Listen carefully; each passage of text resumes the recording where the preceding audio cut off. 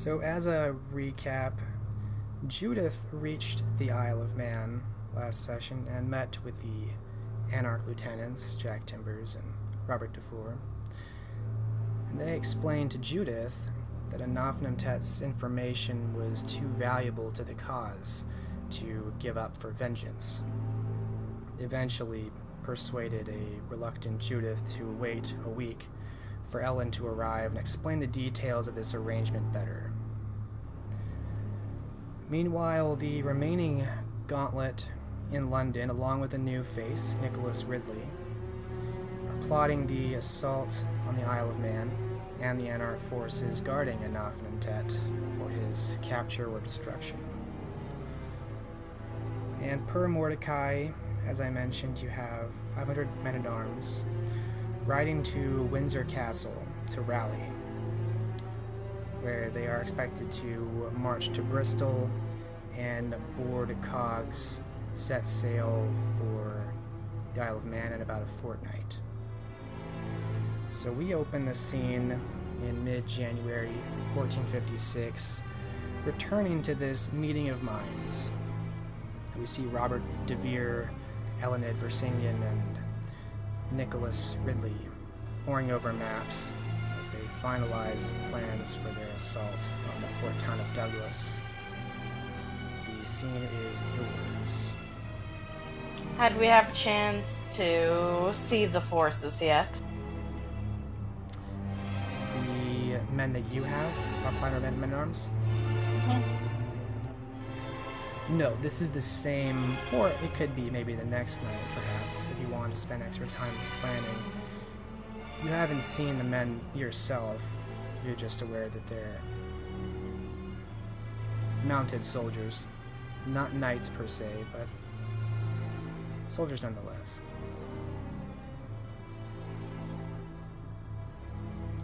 And I would say, Elined, without any role needed, you have enough knowledge of military campaigns that a town as small and, at this point, relatively insignificant as Douglas would not have a very large regiment of guards standing idly by. Most of those men would be spending the time doing other things, working on projects of their home or other such matters. And without any expectation of conflict, you don't think that they would have more than 30 or 40 guards at the most at their fortifications. So really this retinue, you think, has been brought for the Cainite presence expected there. Of course.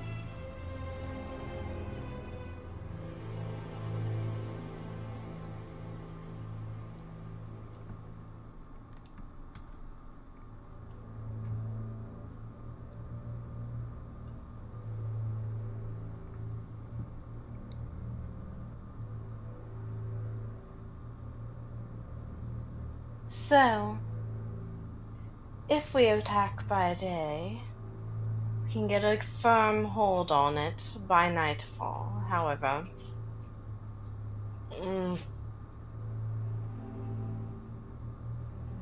nightfall comes, that is when we have to deal with the other resident. And what of the matter of the silence of the blood?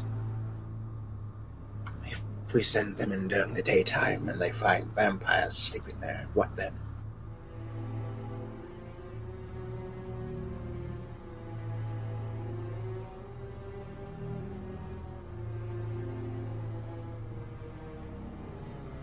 This is a fair point.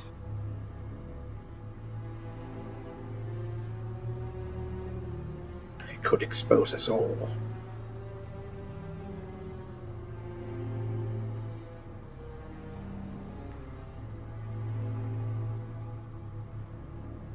Would you prefer a nighttime assault?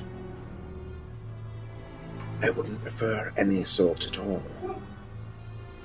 But before you ask, no, I don't have a better idea.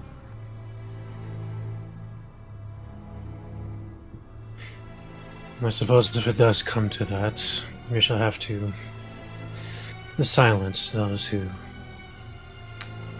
seen.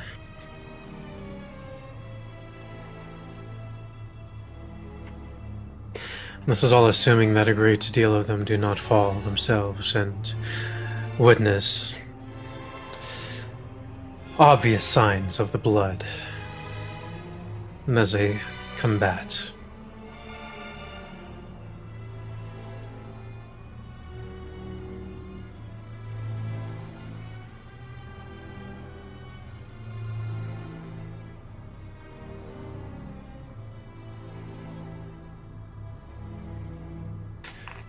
Our research in this group would hold firm in their morale.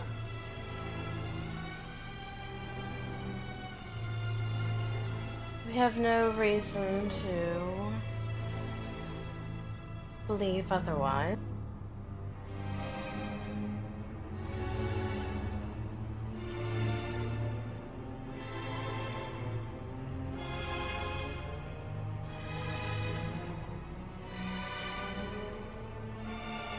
Very well.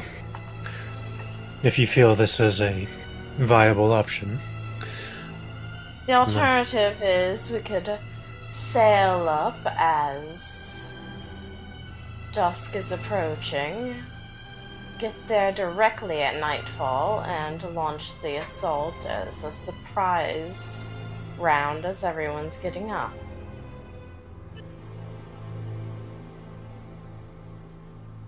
But again, we'll be dealing with the full strength of whatever Canaanites are there. However, I do feel that the men we have should be sufficient to deal with whomever might be there.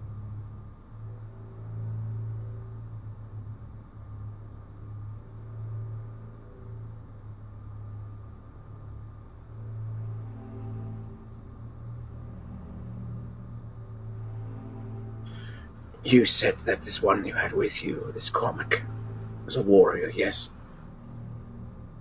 Aye. And yet he fell in battle to just one of these. The very same for whom we search. There's no telling if they have him in shackles, if they set him loose. He'll be just as dangerous as he was down in that cave.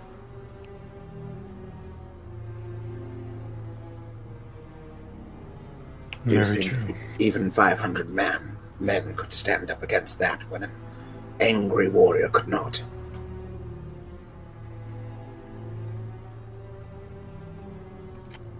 I have faith in 500 men combined, but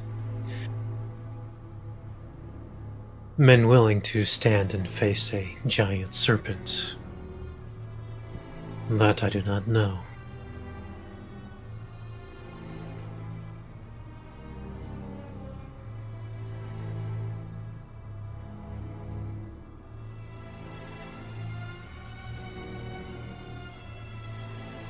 Well, what am I saying? Of course I can motivate them to willingly give their lives to this cause.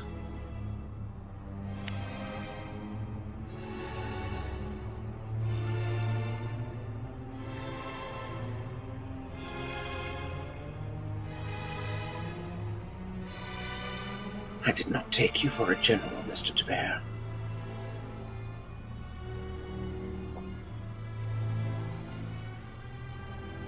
Merely an amateur, but the ability to persuade them, I think I have that within me.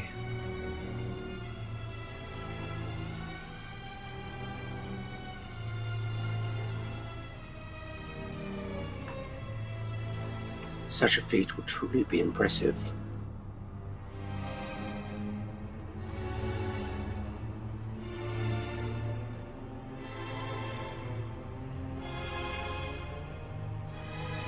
And should some of them see something, I can erase that, however.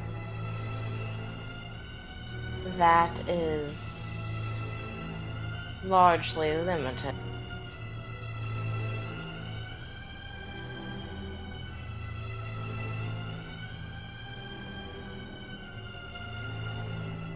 I cannot erase the minds of 500 men.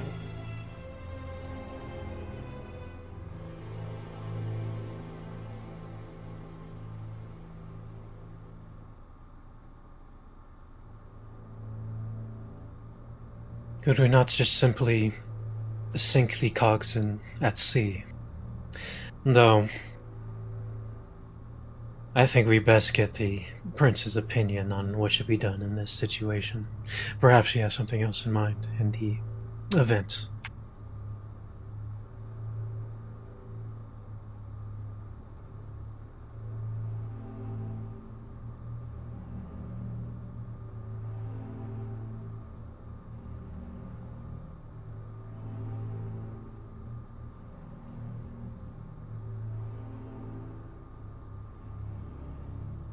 At the very least, he should be impressed by our scholarship.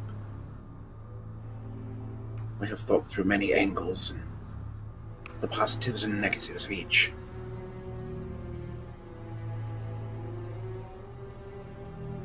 Certainly losing a force of 500 men is not an acceptable loss. Especially if we have nothing to show for it. I don't intend to lose 500 men.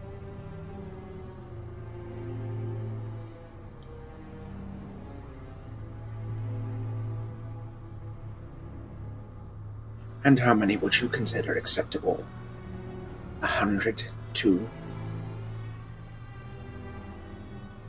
I believe we have more than enough men to thoroughly take the location.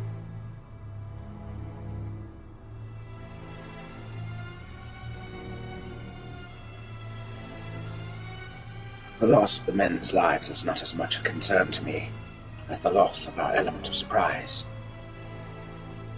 If we attack and we fail, we will probably not get another chance.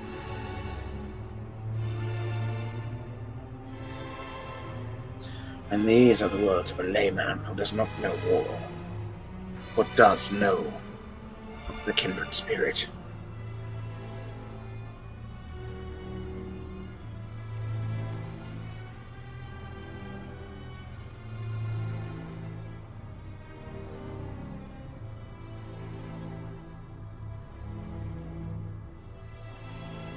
I'm aware they will likely scatter to the wind should we fail. However, given the size of the location, there shouldn't be enough forces there, kindred or kine, to slaughter 500. No, the only way we would fail is if we somehow get slain in combat. I, for one, do not intend to be anywhere near combat.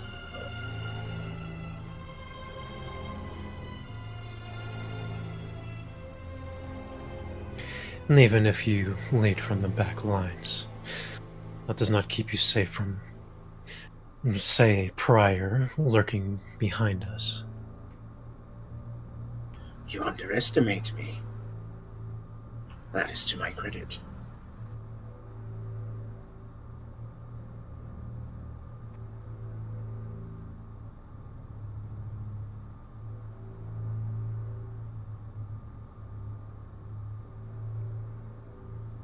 Fair enough.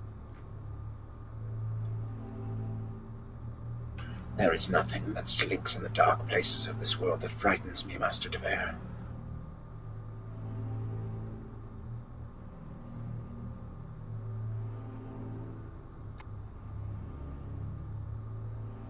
Then we have little to fear.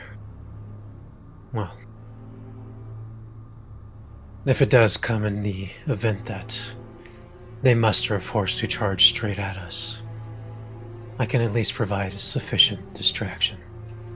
However, if we are attacking at nightfall, there needs to be a cutoff.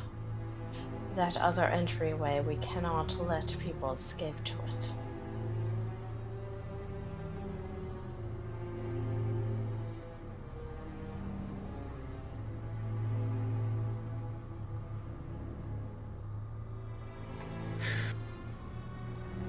I like the idea of at least starting the assault at dusk.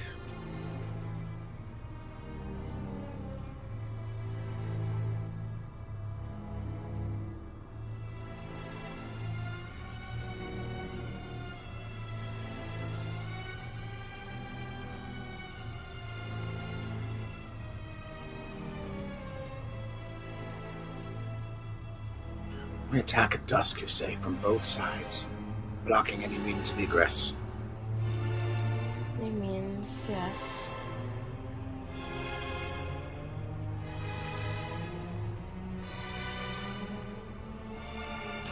With the resources we currently have at our disposal, I suppose it's the best we can hope for.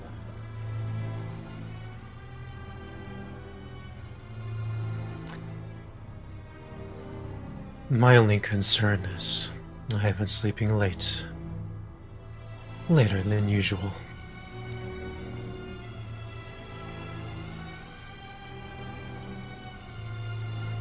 Really? He says, and he gives you an appraising eye. Something wrong with your blood. Robert does have a blush of health, and he looks odd in some way, though. A bit monstrous, despite appearing healthier than a Cainite should. Would I know what this means, Rukar? Let me think. I'm just looking at sheets right now. You very well might. I have a lot of skills that I think might apply. Yeah. I'll take an...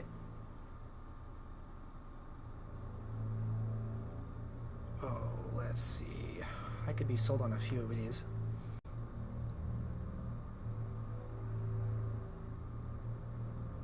I'll go with, you could go intelligence medicine even with this. Difficulty 7. Or intelligence occult difficulty 6. It's a little bit more supernatural than health related, but either could get you to the answer. Or not, Do you need but it wasn't a specialties? botch. Only in...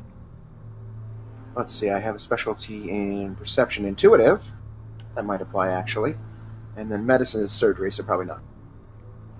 Well, I guess it gets you to 0 successes, but... Yeah, at least it's not botch. No, yeah, it's not a botch. You're not sure.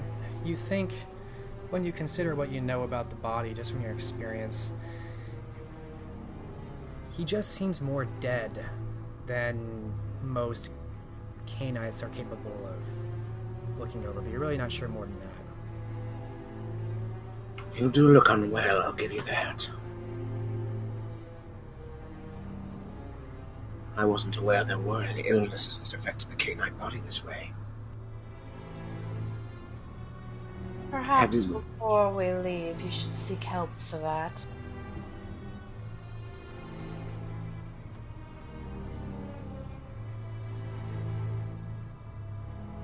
And if I have a disease, it is probably of the soul.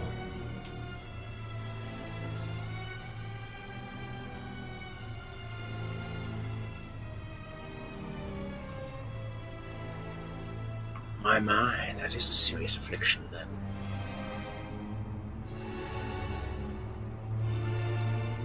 I'm not sure what could be the cure.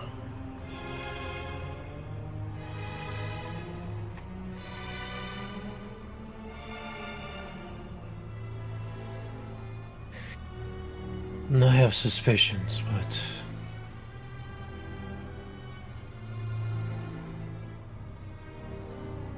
I have my doubts as well.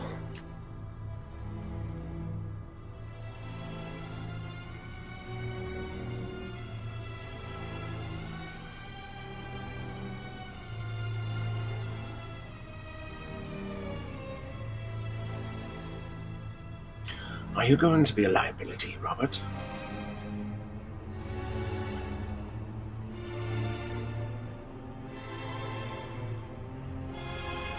Only in that I may sleep through the whole assault.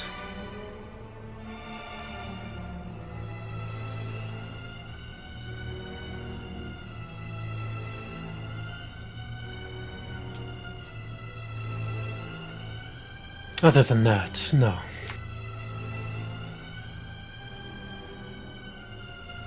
That in itself could mean the difference between success and failure. You said yourself you have gifts to influence the men. If you're not around to influence them. He purses his lips. Very true. That's why I have suggested seeking help before we leave.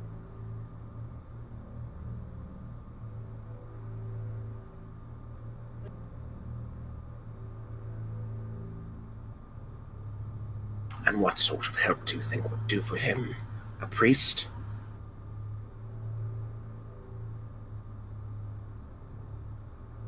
He's already damned. It is not a preferable option, but if it is indeed a vampiric affliction, then an elder would know better.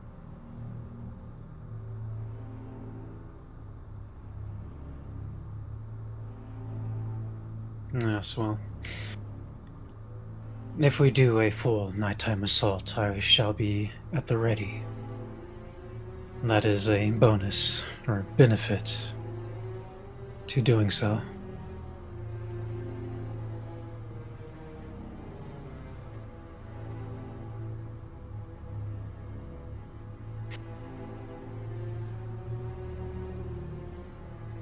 I could seek help, but would help be found is more what I doubt.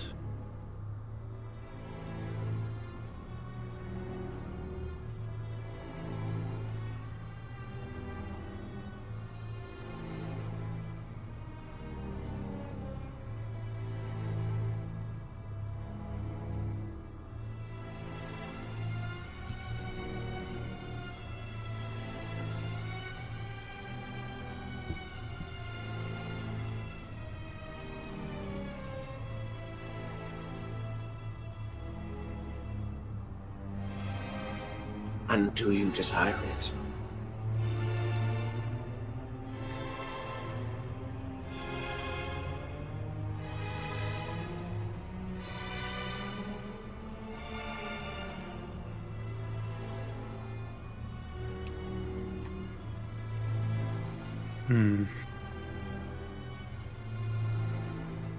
To not be damned.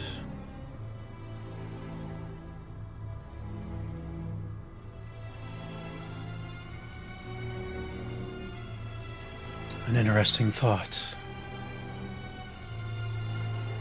I'll take an intelligence survival roll from anyone considering how to circumvent Robert's dilemma of sleeping too late. Standard difficulty. You said intelligence survival? Yes. Or wits, actually. Either would do.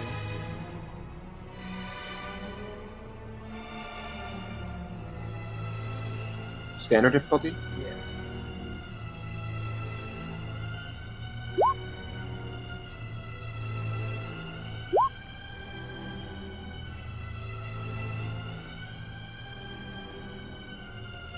Alright, 3 from Elenid, 1 from Nicholas. It crosses both of your minds that if the goal is simply for him to work around this and to wake up at dusk, it occurs to both of you that danger has historically always woken either of you or other Canaanites you know of, and pain, violence certainly will. Or at least the presence or anticipation of violence.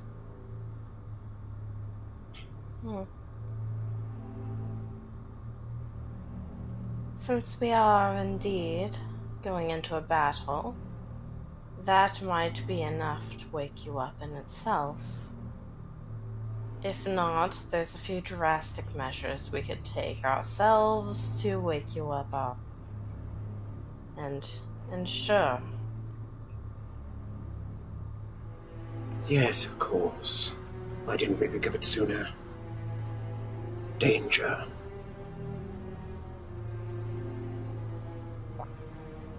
Well, if you seem certain this will work. Though, should I know what the drastic measures are. A knife to the liver, perhaps, or being scorched by a torch.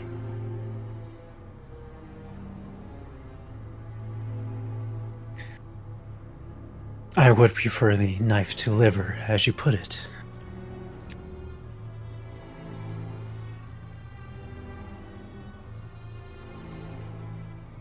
When it comes down to it, we'll find a way. Well done, Elenid. These are some more unfortunate tactics, but what must be done must be done.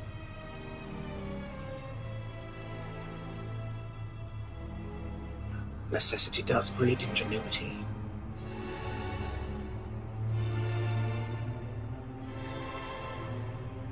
Very well. Shall we set our plans into motion? Will we notify the Prince of our decision? I am in agreement. Our path seems clear. If he wishes to hear of our plans, I see no reason not to inform.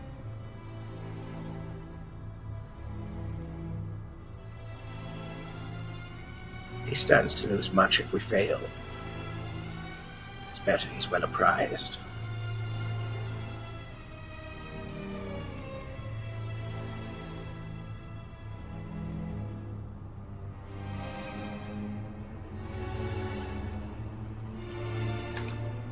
At the very least, we should get his opinion on what to do with his men after they witness a giant serpent.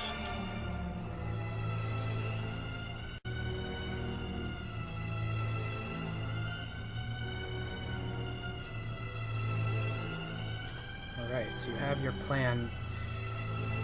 Do you take this straight back to the court to have it reviewed before you leave for Windsor?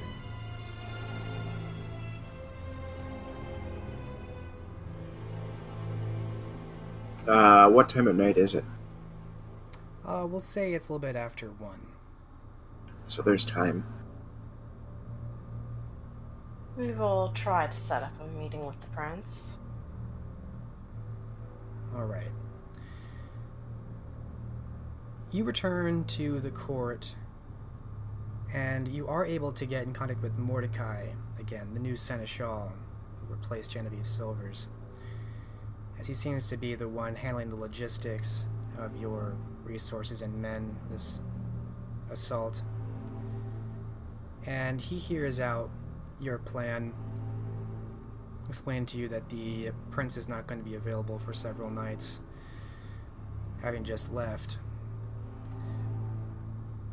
But to your concern of what the men will see or what they experience, he relays to you, and Elenid, you're somewhat familiar with this, as having been in wars that have on occasion involved Cainites.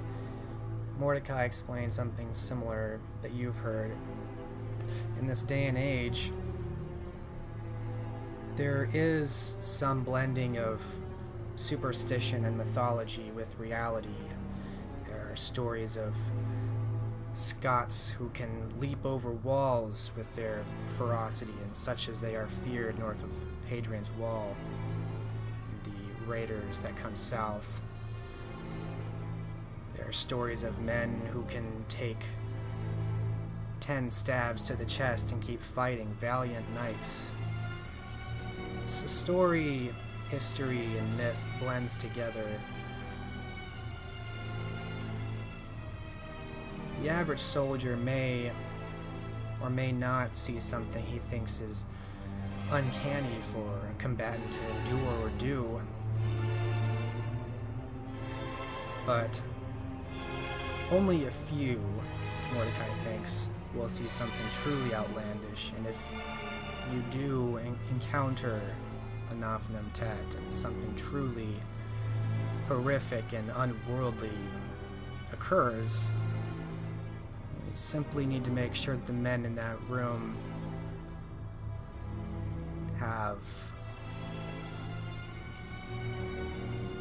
perished in battle or will not be very loud about what they hear or what they see. Some men simply don't talk about the horrors they've seen in war, or they explain it away as some fever dream. Many men simply don't want to know that they're fighting in the dark.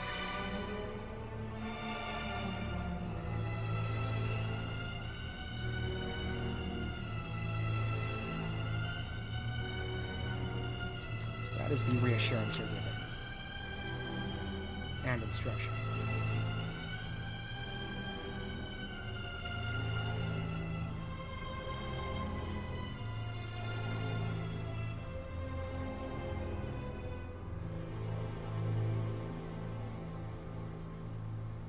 Nicholas is a bit annoyed by Mordecai's blunt assessment of the situation.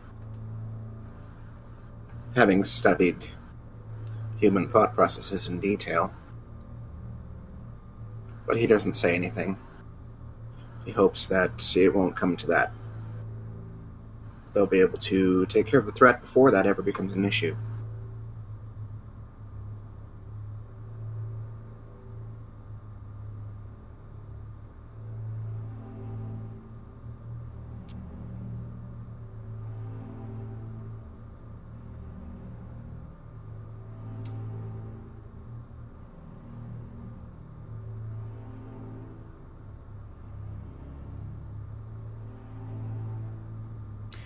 Robert is unconvinced, and he suspects bloodier things will have to be done. He told you to silence anyone who does sound like they're going to be telling stories.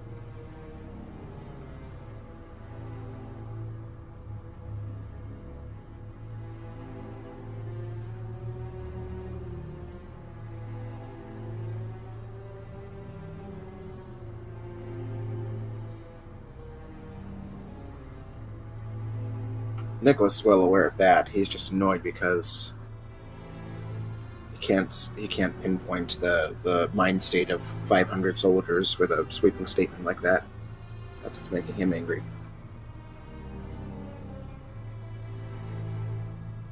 In any case, he's ready to leave and turns to the others.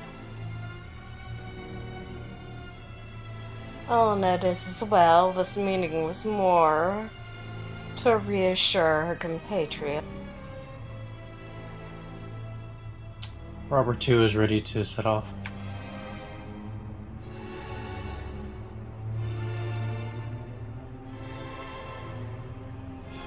Right. And the group of you eventually depart, and as I recall, you're bringing Guy de Free, Robert, as Heather has departed with the coterie of neonates bound for Canterbury. Mm-hmm. Right. And Gertrude staying behind or coming with you, Ellen? Gertrude staying behind and helping ready her new house. Yes, she seems quite happy and occupied decorating and organizing your new manor house situated in London. Although she does have concern that you're going off on what sounds like a very dangerous task. She trusts that you've been at war enough times that you won't get yourself into danger unnecessarily.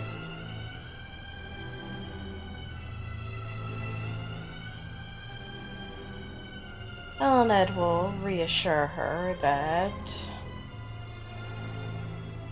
with the current odds, things going poorly would be extremely unlikely.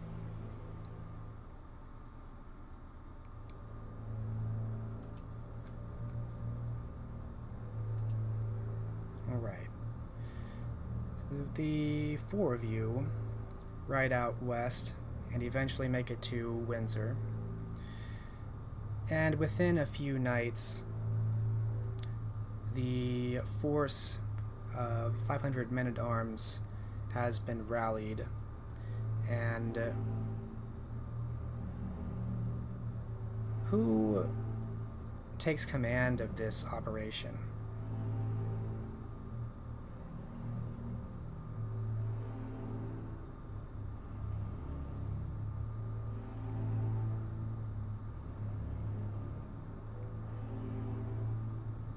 Robert is fully expecting Elena to be the main general.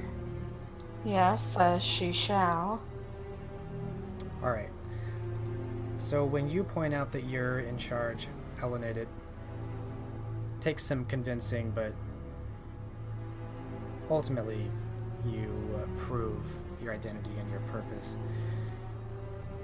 And the sergeant-at-arms who you're speaking with is kind of explaining the situation to you and hearing your plan, just so he can relay it to the other men, the other leaders of the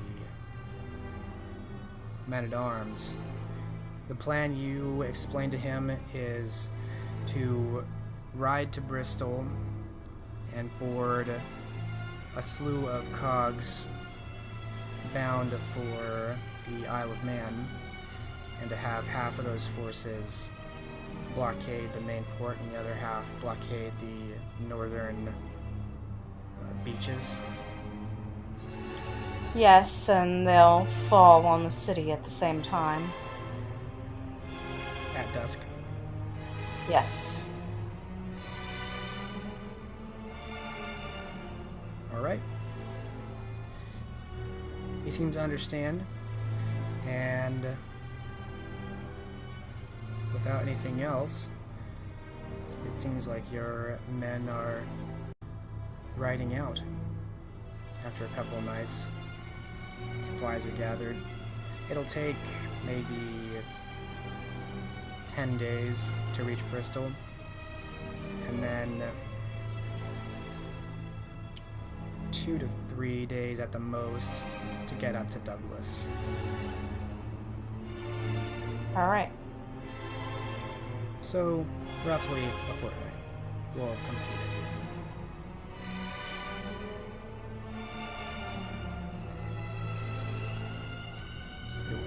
And of course she will feed before they leave. You'll keep what? And of course she will feed before they leave. That's fine. So we'll end that scene.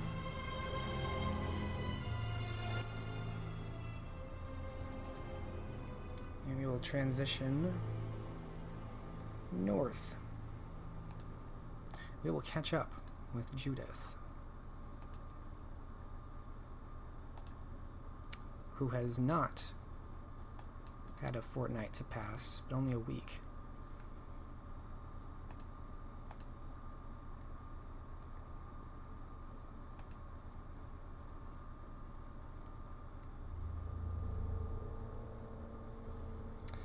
So Judith, you have a week in the town of Douglas.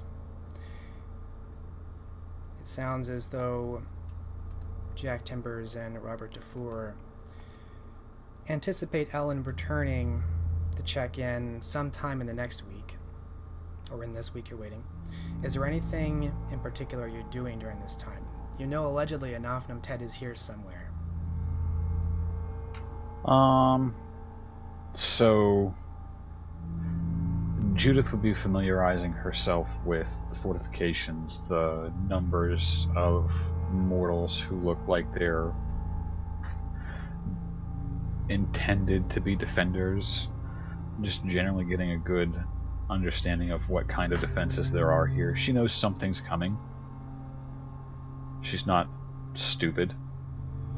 And she's also aware that Mordecai and Ambrose probably aren't going to just leave her to her own devices here. All things considered, there's bound to be a follow-up. So she wants to know exactly what the city of Douglas is working with at the moment, just so she has some way to plan depending on the outcome. Sure. So I will say, over this time, scouting the town, you learn quite a bit. The town is less than 1,000 people. It's very small. The number of active guards on any given night is also very small. It's maybe, you think you've seen roughly 30 to 40 of the same men patrolling. They look very bored.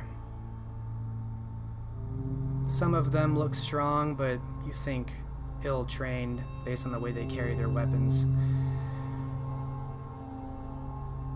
These are not professional soldiers. You think these are men who got stuck with guard duty and would rather be doing other things. Of course, it's mid-January, so no one wants to be on a cold wall all night. So the men sometimes spend more time inside the gatehouse instead of watching at their posts. It's slightly warmer on the inside. The town at the center has a small church. You are familiar with the storage house that has kept the goods from the port. It seems like development is inevitable here, but modest right now. You would also be aware that there are, apart from Jack Timbers and Robert Dufour, maybe 10 other Canaanites in the town of Douglas right now. You encounter them when you go to feed. You get the predatory sense. You recognize the pale faces that never seem to touch their drinks. None of them engage you in conversation, per se, but you know their faces. You know who isn't really breathing here. You also know that there is something of a supply shortage here for the Canaanites. You are more acutely aware of this when you try to feed on one of these nights and you find that there's already a few other Canaanites who are looking around in the inn, on the streets. Hunting is difficult, and even in those places you would reliably go to, you can see the telltale signs of weakness and frailty. These people are fed on excessively. The Canaanite presence is too dense for how thin the population of people is. This is not London. This cannot support a population of Canaanites this large. And on one of these nights, a ship comes in and you see that Robert Dufour speaks with, you recognize as a Canaanite, one you've met before, one you've seen before at least, and you are aware of a movement of Kine into something of a lower warehouse beneath the one you were at.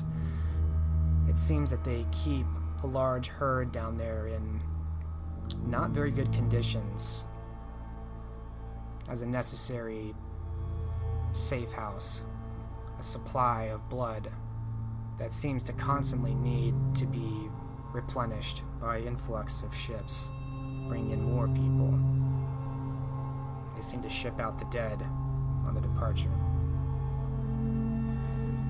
So you learn all of this in your week spent in Douglas.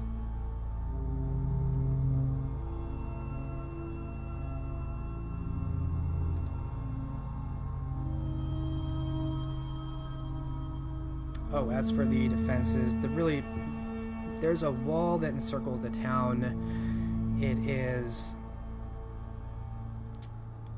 mostly interspersed stone towers, but mostly it's wooden walls.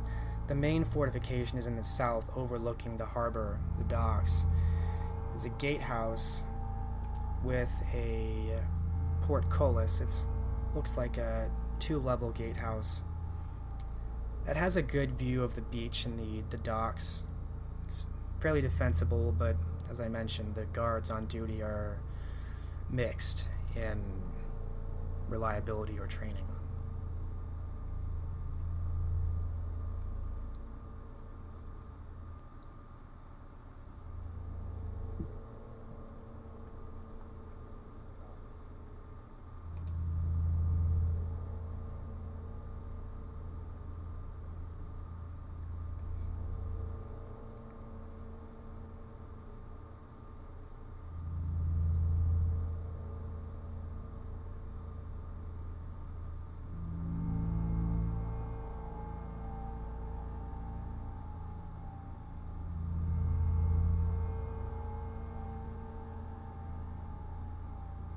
So,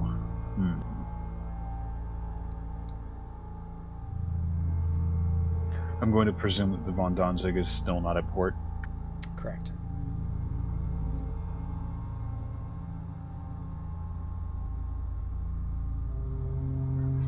During this time, would I be able to surmise likely places where an Othmantet might be?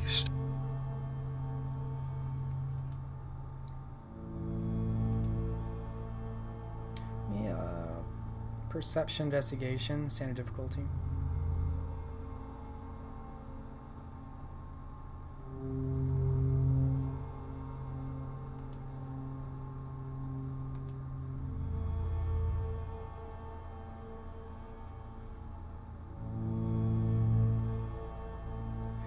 And success. You think an Afnamtet is cunning enough to not just be waiting in the gatehouse. That's as far as you'll get with one success.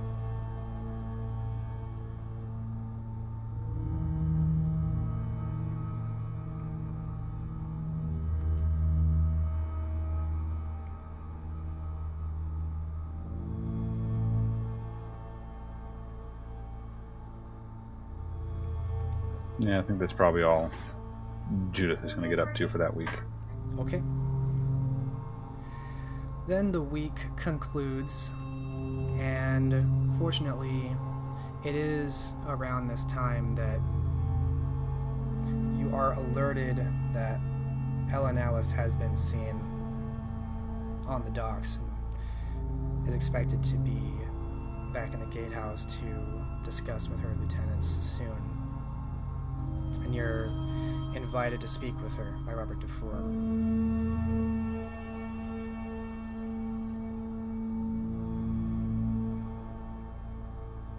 Well, and of course she'll be in attendance. Right.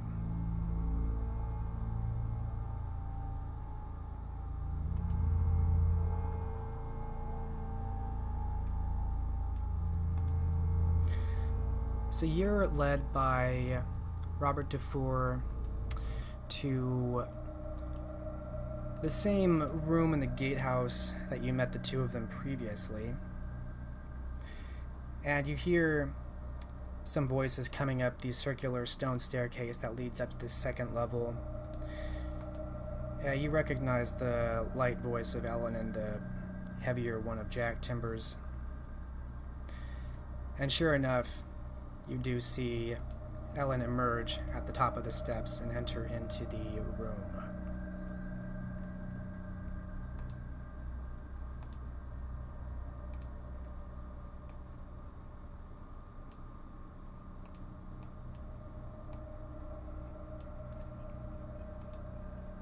Jack steps in behind her, and she looks unsurprised to see you.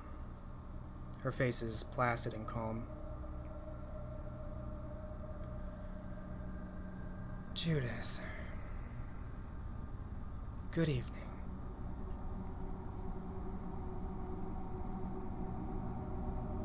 Such as it is. I am told you seek the death of the serpent, hunted by the Covenant.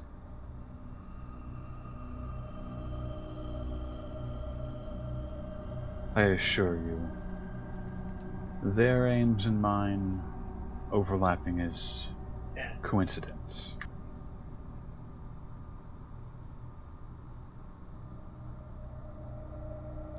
I do not doubt it. However, it is regrettable you eschewed your status with the gauntlet so quickly. The loss of Thomas Chamberlain was earlier than I anticipated. We did not gain as much as I'd hoped from his access to the Covenant. And so to now ask that we sacrifice another essential contact for vengeance is difficult to acquiesce.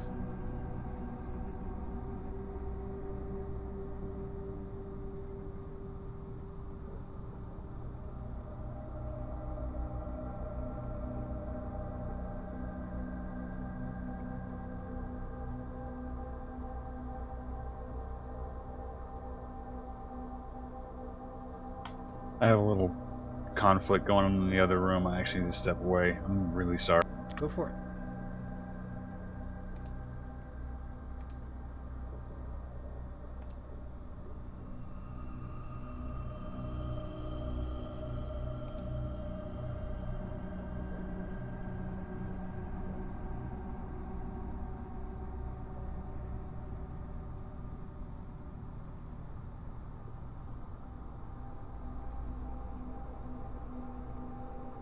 We can probably take a 5-minute break here and just come back in a little bit, see if he's back. Okay. Alright, be back in 5 minutes.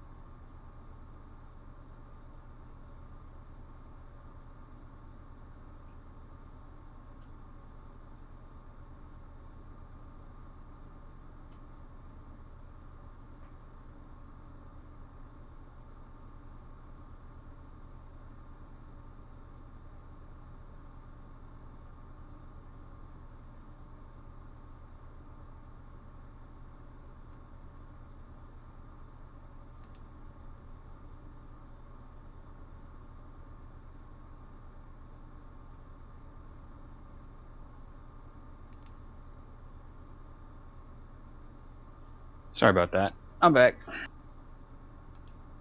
Welcome back. We took a break. Oh. Just a Okay. 5-minute one. Okay. I'm back. Good timing. Yes.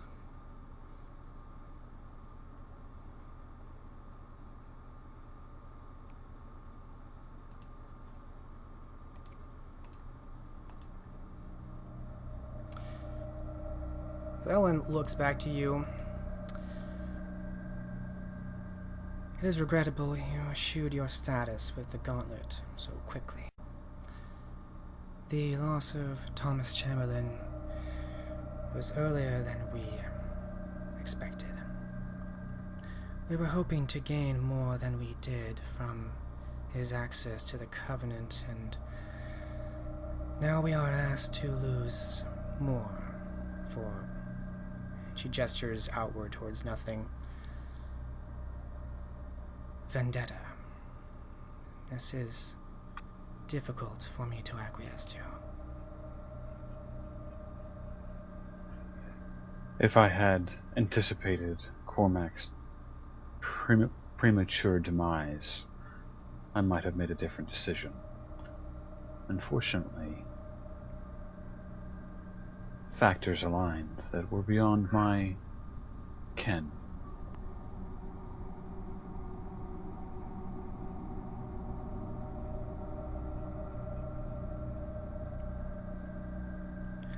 Likewise, factors align for us as well. The odds are stacked against us, and it was an unexpected boon to have a Nafnamtet fall into our lap, despite the cost it came at.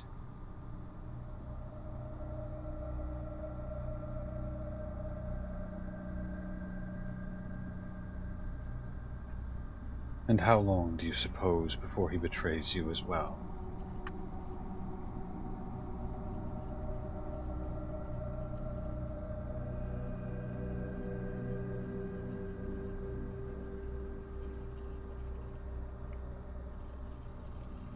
She starts walking towards the center of the room as though considering the question.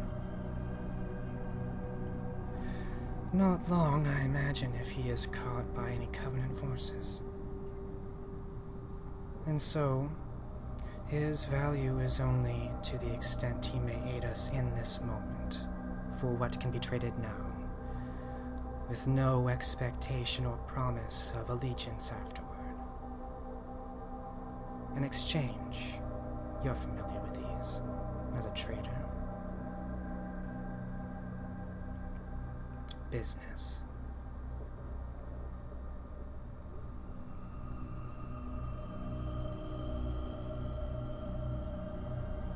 I'm intimately familiar, yes.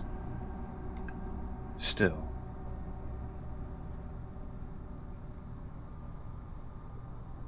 Blood does call for blood, after all. You are quite right.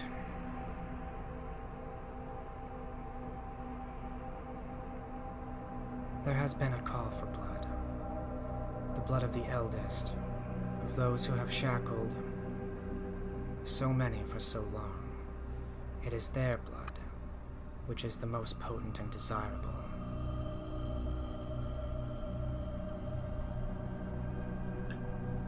What do you imagine Nafnamtet qualifies as? Certainly he's no Ancilla.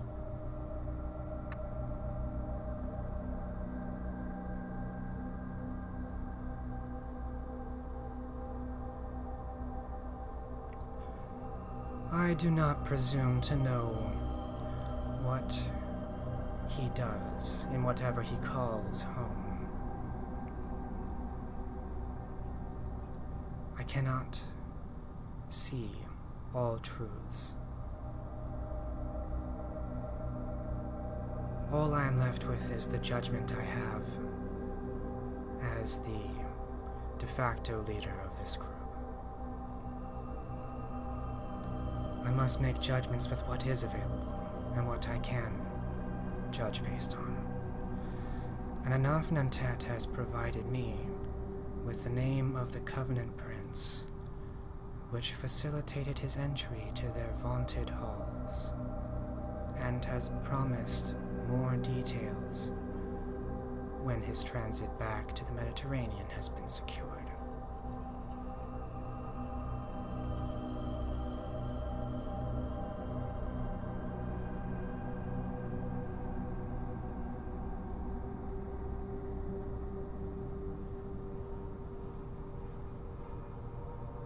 So you provide safety in exchange for a name to prove what exactly? That a Setite was vouched for by a fool?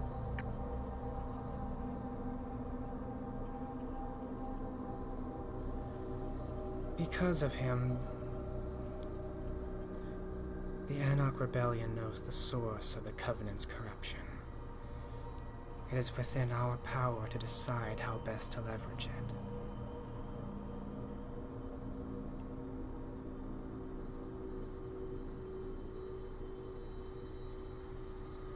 And if there is another trade of such significance, once we secure his exit,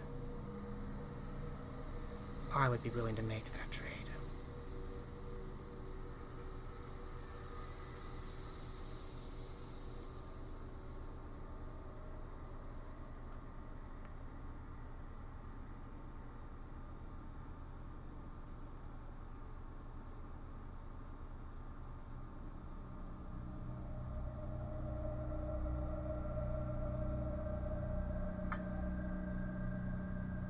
And I suppose Jack has told you that I also carry certain information of significance.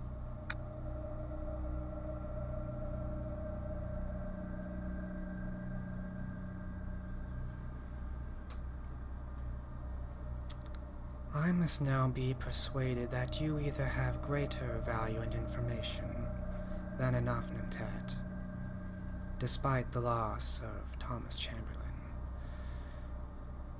or I must be persuaded of your commitment to our cause over the loss of a fallen comrade.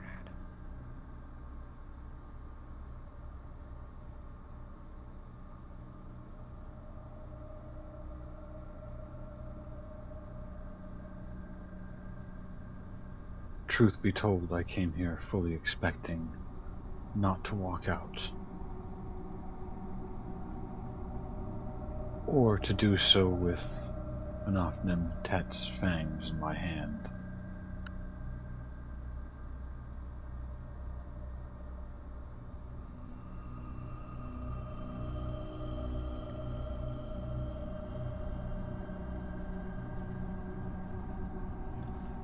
The loss of Cormac was severe enough. I have no desire to lose you as well, Judith. If there is a way out for you, I will seek it. That is why I wish for you to persuade me.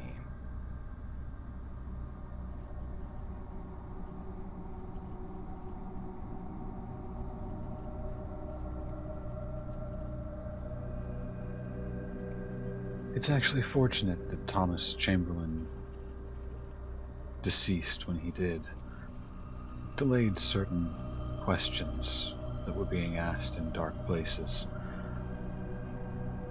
Had you heard that Genevieve Silvers met her final death?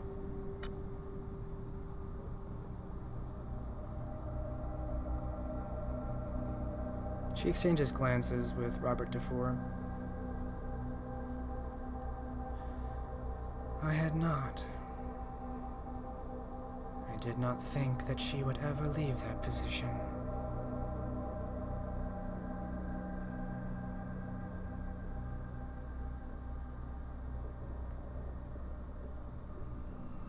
Apparently, Mordecai Ben-Yamin had been making it his business to keep tabs on my business for quite some time.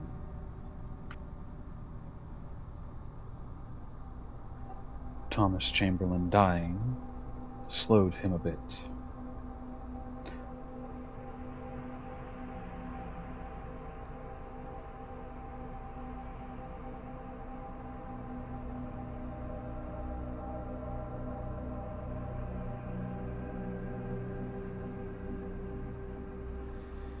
The jihad continues even in our absence. How does this aid us?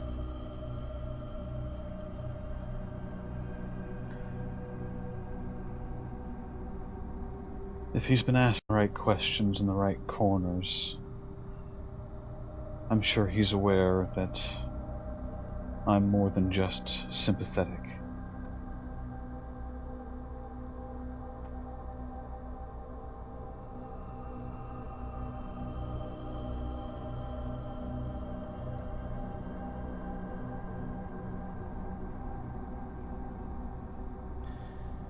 Have you been blackmailed then?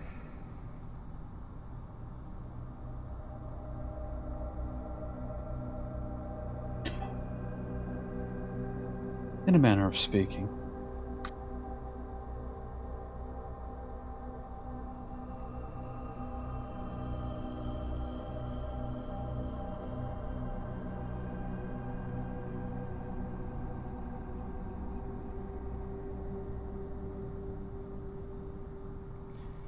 It sounds as though you are becoming more of a liability, Judith.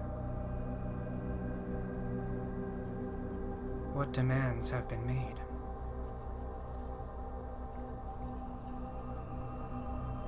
The demands were that I feed back information about plans and movements, organizations,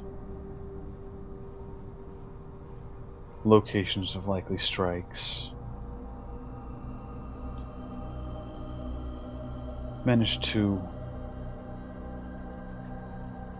divert their attention.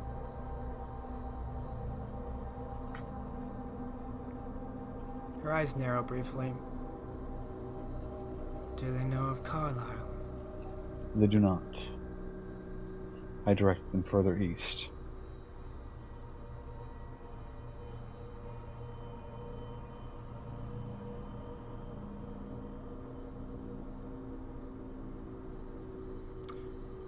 Are you actively lying?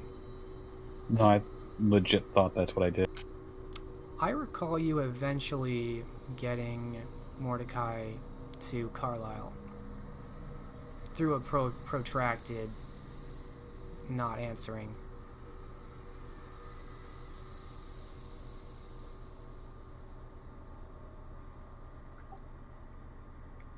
I'd have to go back and listen to the recording. I honestly thought that I had been directing him at Newcastle. I know you were trying to, but you failed on your... I remember you failed on your attempts to lie to him. I recall you not explicitly giving up the name, but letting him come to the conclusion. I could be wrong if anyone else wants to correct me, but that's my memory.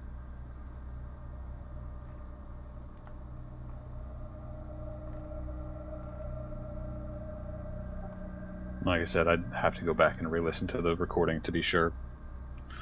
I'm not willing to call you out on it.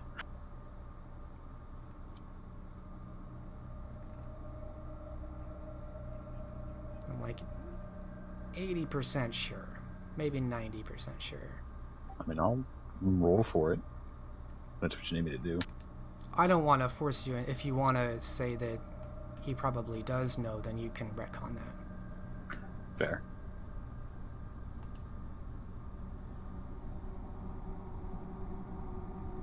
He's not a slow man, of course. I'm sure he'll piece it together on his own.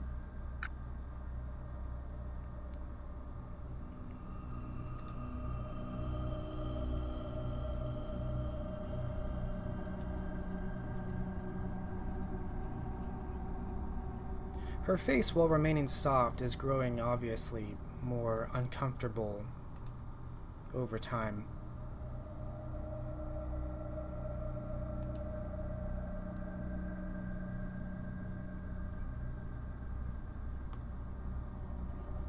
Well, you've persuaded me that our odds of success grow thinner by the night.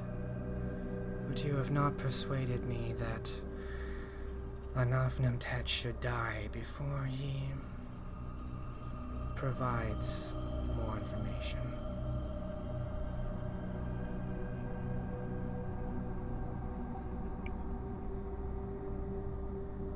He is a useful and valuable asset, though like a powder keg. What he can do for you in the form of providing information may be outweighed by the danger he presents. He's willing to outright kill a member of the Gauntlet to pursue his own ends. What might he do to you?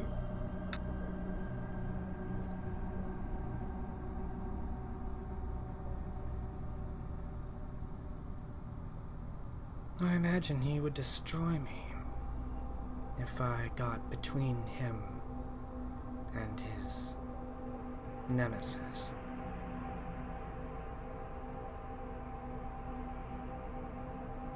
Fortunately, I have no such desires.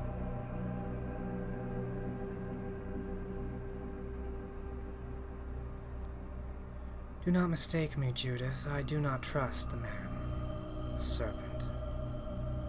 One should not trust such things.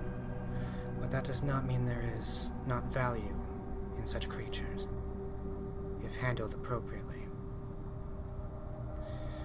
This cause, our mission, is more important than any one individual.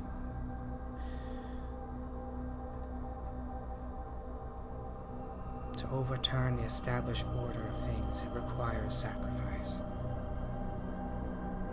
and not letting our emotions cloud judgment.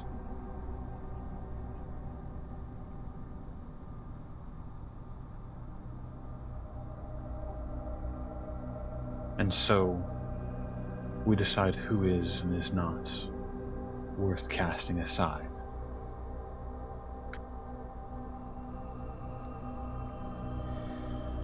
We accept that there will be casualties in this war, some of them unforgivable and irreplaceable.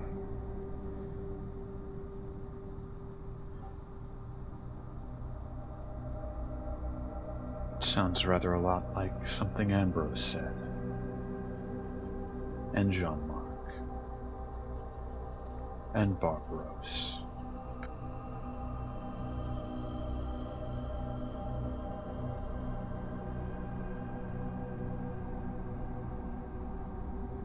She narrows her eyes again. You can tell the shadows in the room are fluctuating more quickly.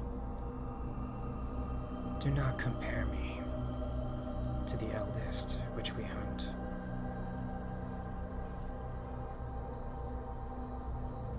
Ours is a righteous mission.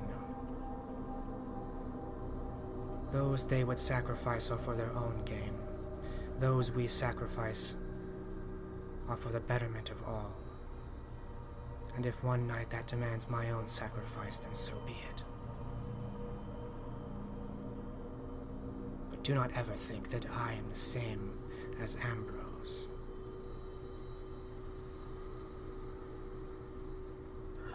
Your ends may be different, but your justifications ring the same bell.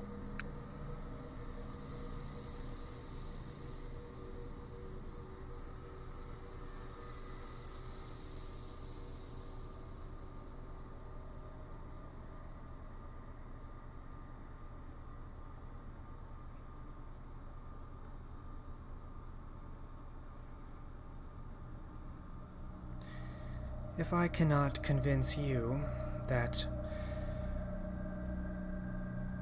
finding the heart of corruption in the Covenant and the details surrounding are not worth hearing out this serpent, and you cannot convince me that you are more valuable than you are a liability, then we are at an impasse, Judith.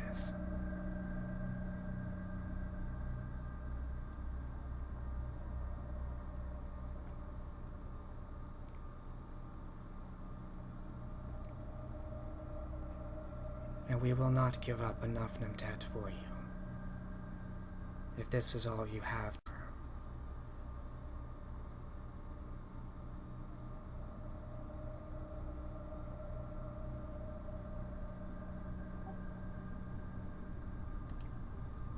Time was. And she'll look at Jack meaningfully.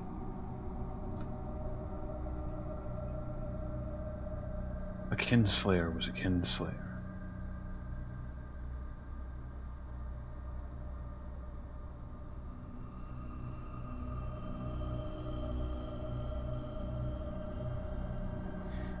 Jack puts on a strong front. He's a big man with broad shoulders and his massive arms crossed in front of his chest. But he averts his eyes when you meet his. He looks down at the floor instead. So we horse trade. One life, one unlife, for a scrap of information. Meaningful though it may seem. And we call ourselves noble, better than the elders.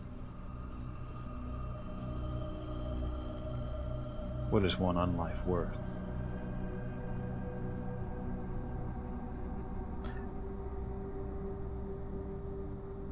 If Cormac's life counts only for a bit of dust and an old sword, then how much less value does the life of a neonate hold?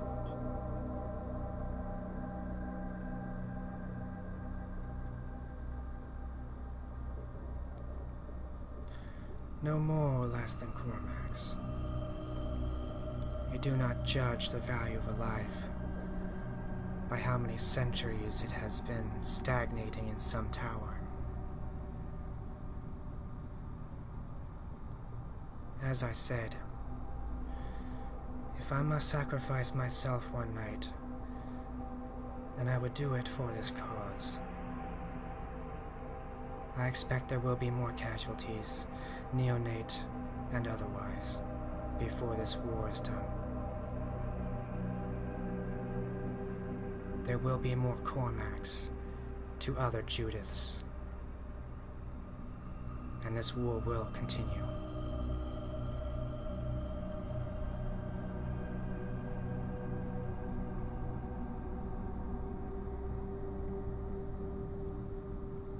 I had hoped you would see the value in that when we met at Maidun Castle.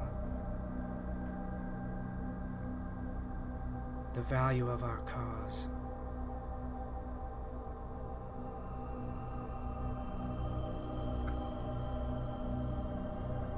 My convictions differ, though our aims are the same. The difference is, I think,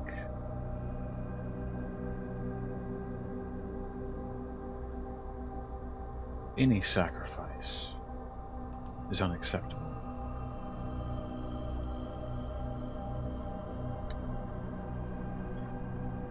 And jeopardizing those convictions slides us ever closer to that which we fight against.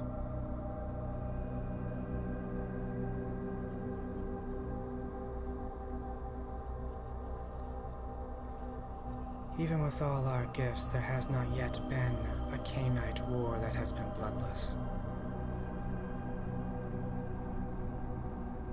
For any change to happen, there will be blood, and loss and sacrifice. War's a bloody business. I'm no fool. Then why do you treat the history, the memory of Cormac as a fool?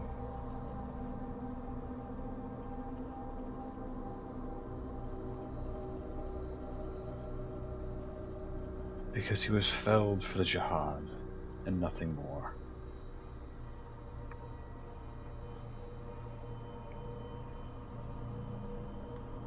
one elder scrabbling against another powerful creature, jockeying for position and goading the younger to serve his cause. Has he told you who was with him in the chamber?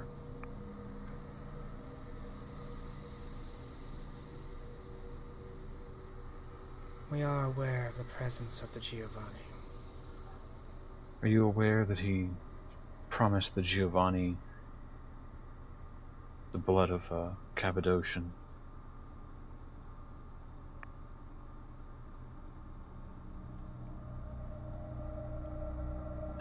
He will sacrifice whomever, whenever, however.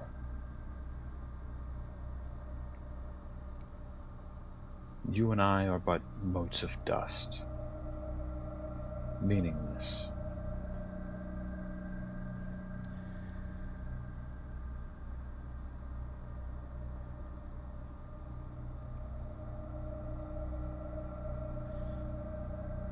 You tell an incorrect history.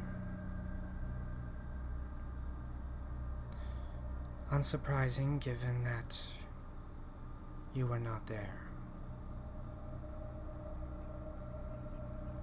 His goals coincided with those of the Giovanni. He has explained to me this. And if I was convinced of your willingness to move on, you might hear this full story from himself, in fact.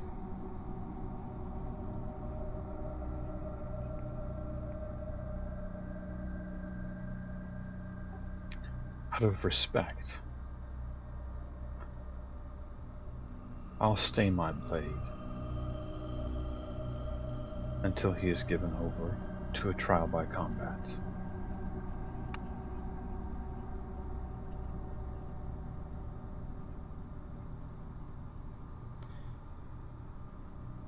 She shakes her head.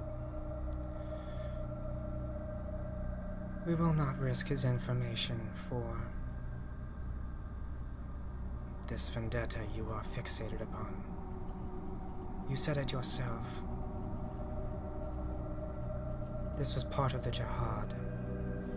You only advance someone else's agenda by slaying him now.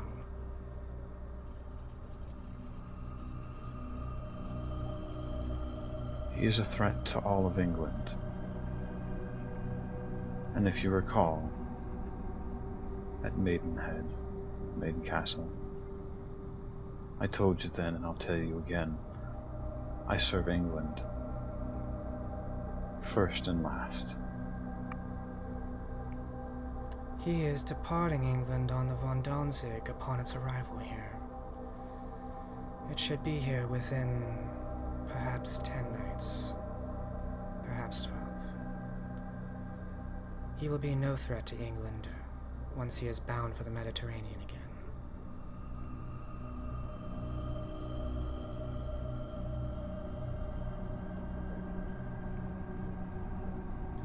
Upon its arrival and his boarding, that is when we are to receive the remainder of his knowledge of the Covenant.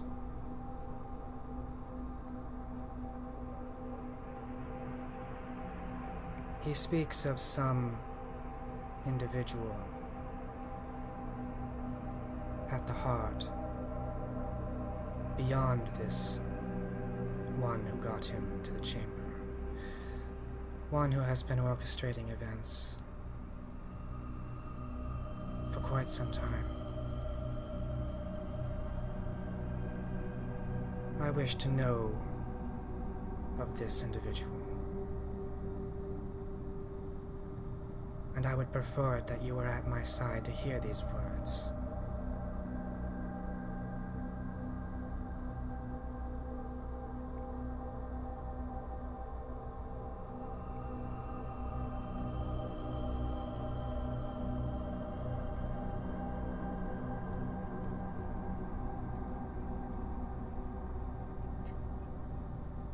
Very well. And then after, I mean to make for Anglesey.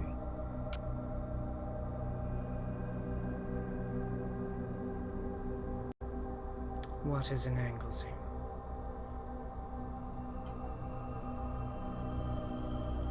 Kindred spirit, figuratively speaking, of course.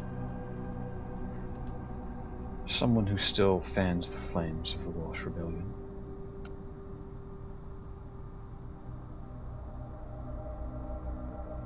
There could be an ally, if that is true. That was my thinking as well.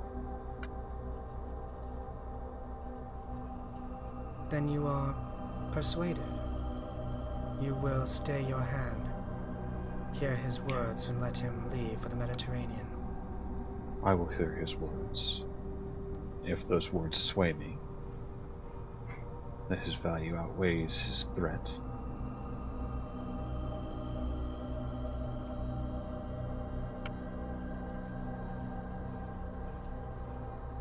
She looks from Robert Dufour to Jack Timbers as though measuring their reactions before looking back to you.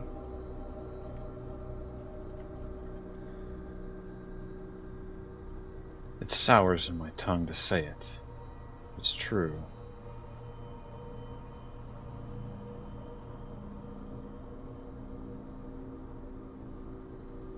This is And I'm acceptable.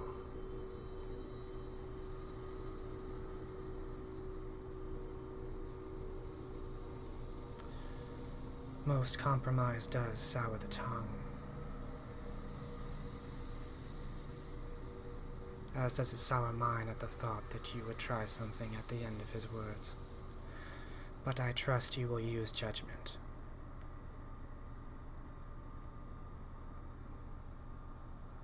She faintly smiles at the end of that, and it seems like Robert Dufour and Jack Timbers untense themselves a little bit.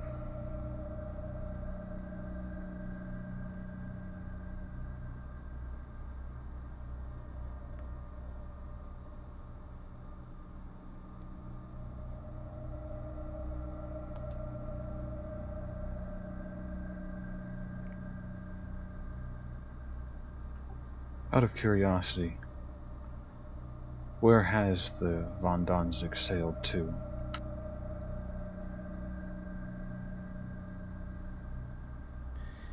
It has been abroad, out gathering supplies, herd, for us.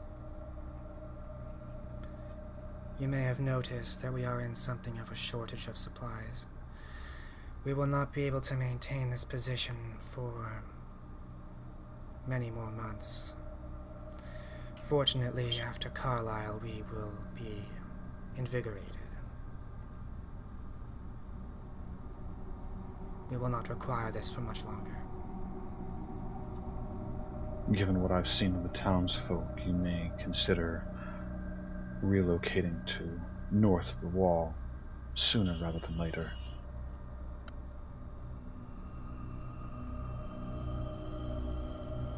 She nods a couple times. We may. For now, we are stable here. And for now, there is other business I would attend to. Good evening.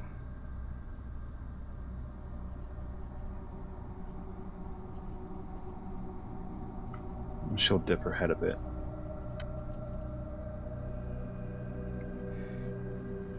And Ellen takes a couple steps back before turning, and on her heel turns to exit. Robert Dufour follows after. Jack Timbers gives you an approving nod, and he heads off higher up into the gatehouse.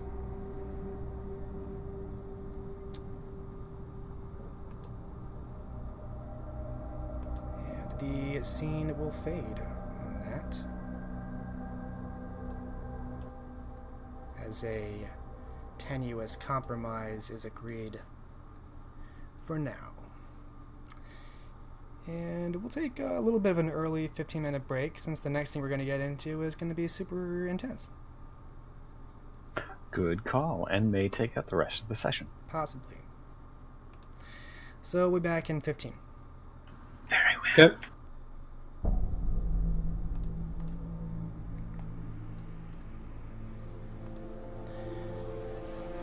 is now around the end of January 1456. We are following one of 25 cogs that have departed from Bristol. It took some time getting all the men aboard these relatively small ships, but this small fleet has just about arrived at the Isle of Man. It is anticipated, Elenid, that half of the fleet can circle about to the north to cut off any possible escape. Of course, the only port is on the south side. The possibility of ships sending canoes from the north will soon be an impossibility.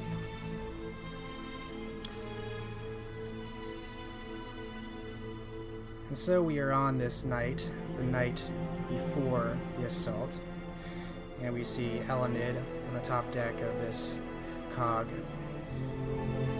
There are a couple dozen other similar cogs within sight on this night. As the moon pours down, you can see their sails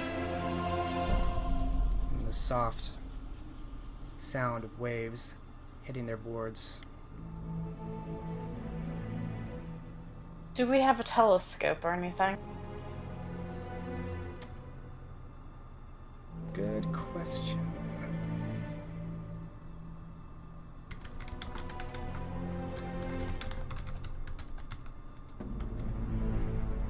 I know in later years it was fairly common on ships, but not so certain as to this time frame. Yes, unfortunately, earliest telescope is in the 1600s. So we are not quite there. I will say no. Alright.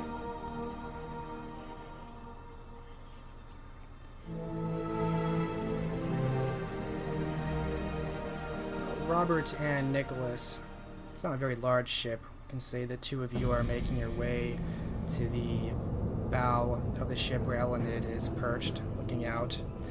The port of Douglas is faintly visible. You can kind of tell there's a landmass up ahead, even by the light of the moon. And the faint, distant lights of perhaps torches lighting the walls. Of course, no one's going to try and sail these ships in at night with all of the rocky outcroppings. More likely to run aground or sink a ship on the rocks. Trying to do that now.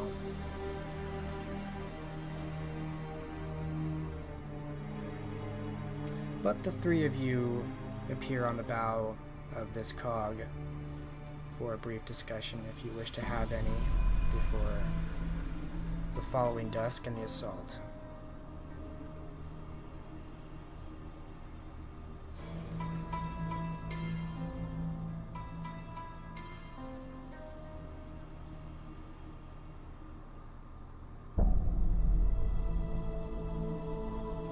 Am I muted?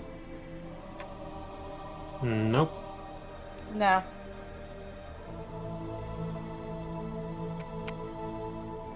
Alright.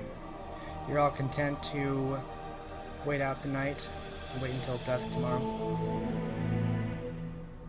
I was more waiting for my doggy to stop barking. Which he has.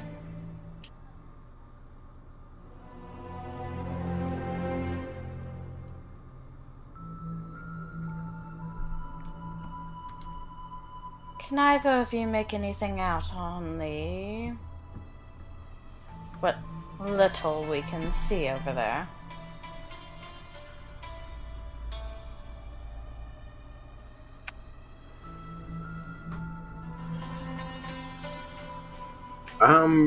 Nicholas will activate heightened senses and see what he can see. Sure. Make a perception investigation. Difficulty is going to be 8. You may subtract your aspects down minimum of 3.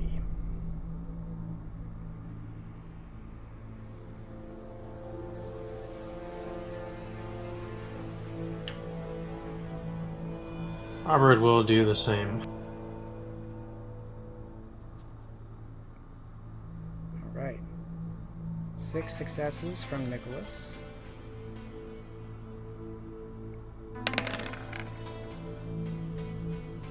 3 from Robert. So you both have a fairly good assessment. Nicholas, you have an exceptional assessment of what lies ahead. You can see the outline of the port itself, the docks, and where all of the wood comes out. You can even see where the rocky outcroppings are more visible. You can probably infer where they would hit the bottom of the ship if you were to try. You could sail this thing in yourself if you were a sailor with your clarity of vision. And you can see that there are moving shapes on the walls. It looks like there's enough activity that you think it has been alerted by now that there are enough moving dark shapes out here that they can expect something is happening, something is coming.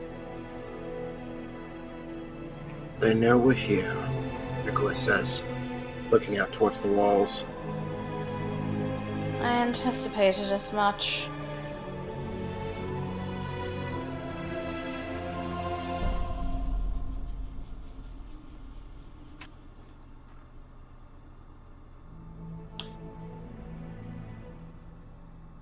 And so it begins then.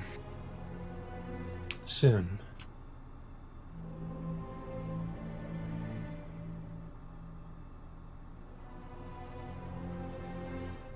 On the morrow, yes. Well, the dusk of the morrow, but point still stands. We have no element of surprise.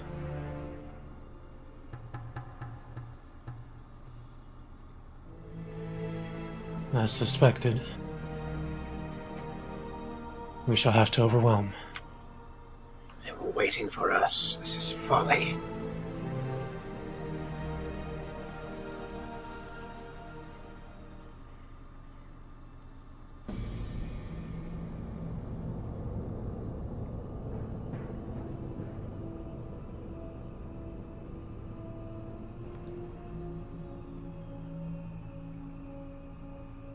I wouldn't necessarily call it folly.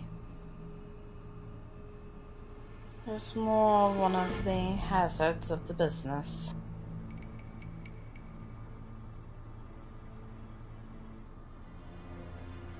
I'm glad you can be so cavalier about our possible deaths.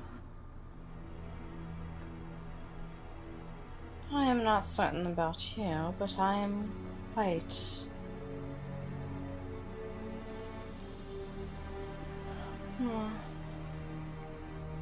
quite certain in my own abilities. Then why is Cormac dead?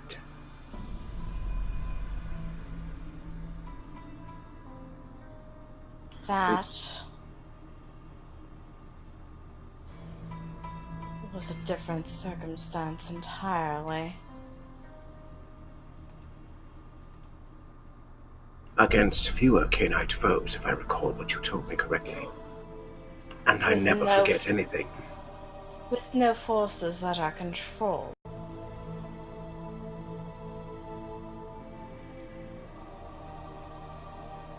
I can see the rocks well enough that I could lead us to landfall now. That would not do. The others would not be in place for their side of the assault.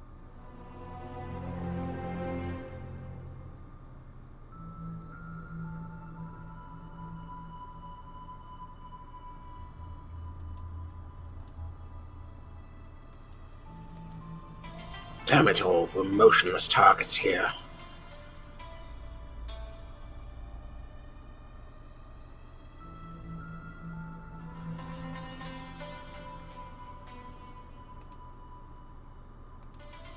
I would be surprised if anything happened this far out.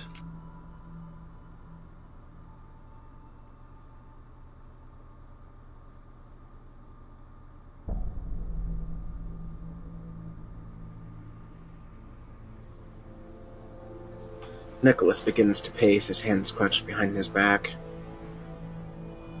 His sharp-toed boots clacking on the wood of the ship.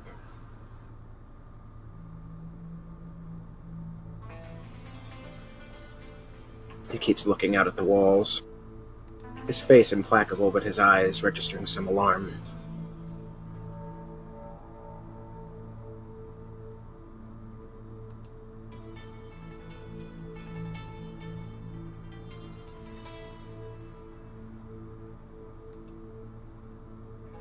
It is good that you worry.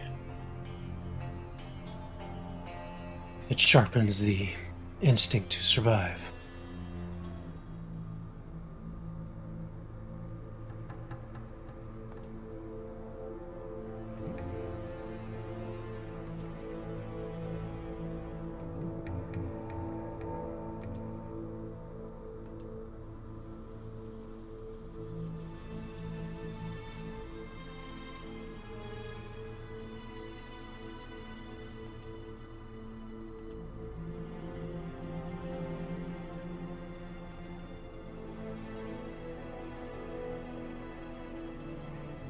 If we're not going to act now, then all I can do is wait.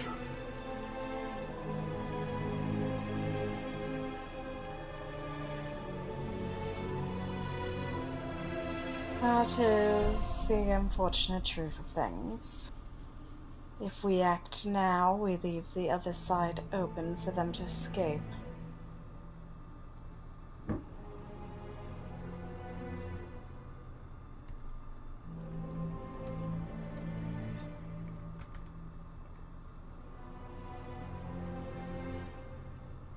How close to dawn is it?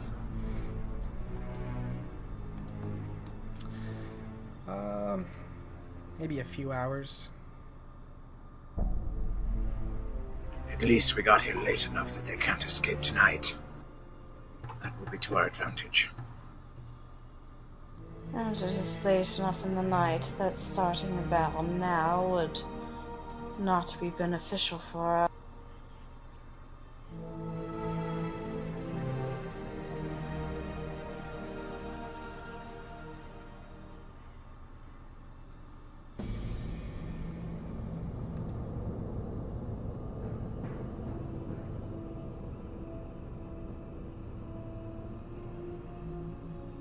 If there's nothing else you need from me now, I'll be below decks. Very well. I might or might not see you on the morrow. If you die, may it be a good death. Same to you. Indeed. Though I have no intention on dying. Few, my dear, do. And he will head below.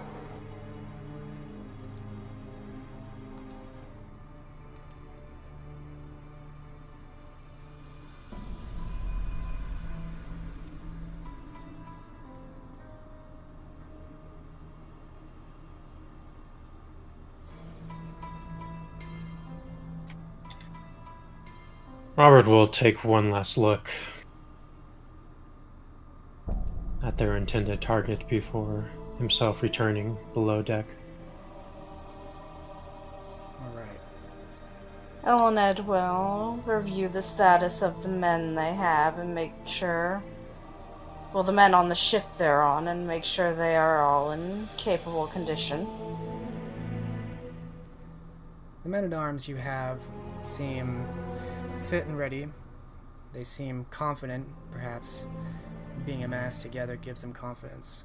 And knowing that, so far as they know, this is just a small town that they're attacking, their overwhelming force shouldn't have much difficulty. You also find Guy DeFree. He seems less well. You catch him staring off the stern of the ship, off the cog, away, with the kind of blank and 1,000-yard stare you've seen in men before, having been to war many times yourself.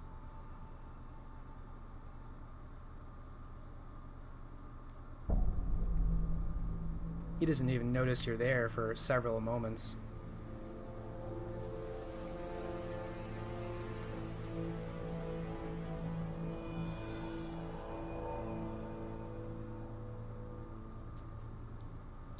I understand that it may fall on deaf ears, but from what I've heard, these situations get easier over time. Huh? Sorry, my lady. Got caught in memory. Kind of looks to you, kind of runs his hand through his hair. You can see his hair's a little bit greasy from sweat. Are you quite certain you're well enough for this? I intend to be at Lord de Vere's side. That's where I belong. That's why I'm here.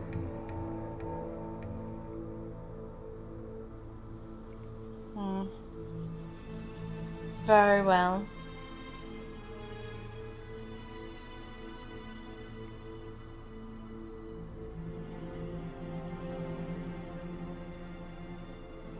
There's a certainty in his gaze, and he gives you a firm nod, as though to exaggerate how certain he is.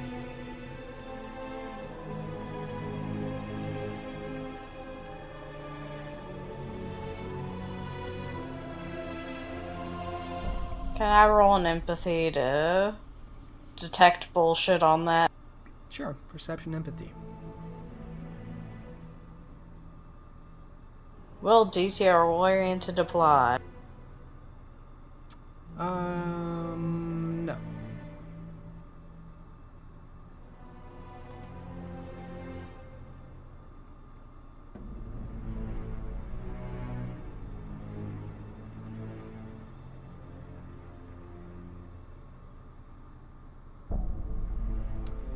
One success. You recognize the familiar loyalty and zealotry of a ghoul. That's what is most prominent to you. With the maybe one success, I'll give you the faint impression that he has distractions in mind. But the certainty and zealotry is there.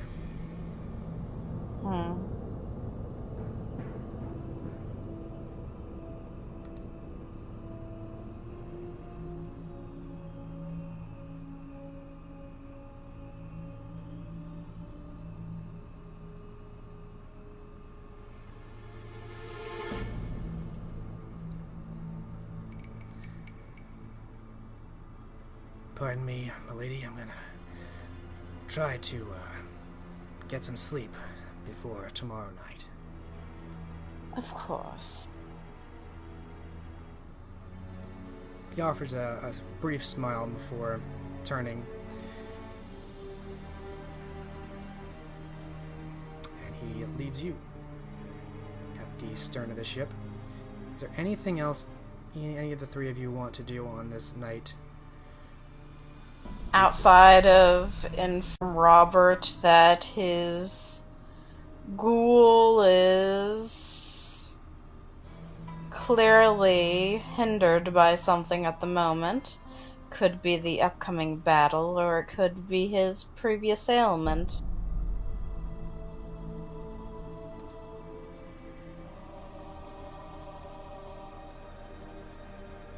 And the Malkavian that agreed to help them is a doctor of the mind.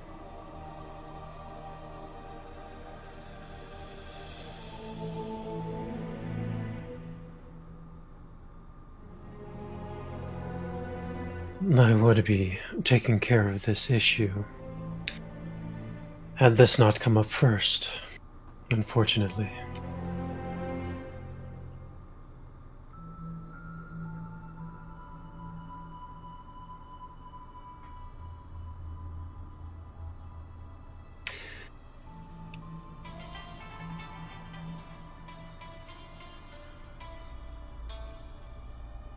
He was up on the top side of the deck, staring off into the distance. He seemed lost.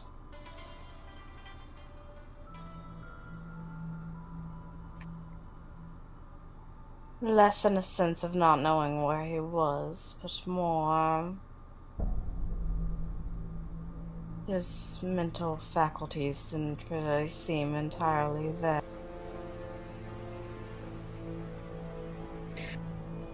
He has endured much.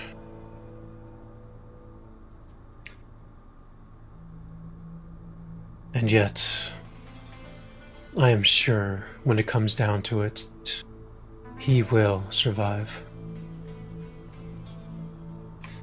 Do not trouble yourself overly over him.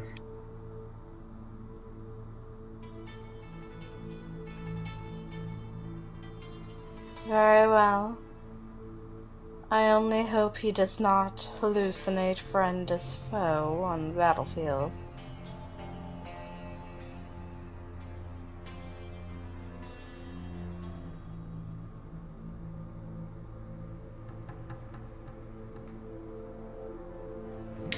And you've seen such things. Not from him directly, no. But if he has an ailment of the mind, there's a great deal that could mean. Though I am no specialist in that myself.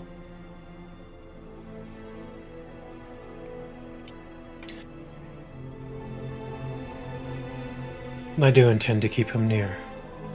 Perhaps that will give him focus. Yes, I believe at least that should.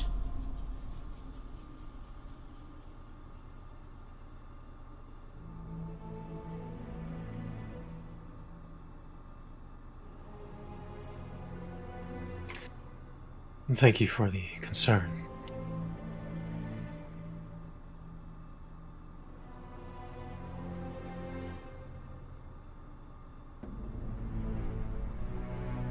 Of course. I will leave you to your night then.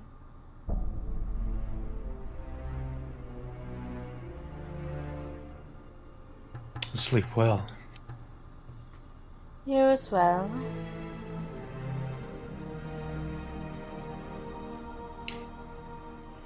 Robert nods at this.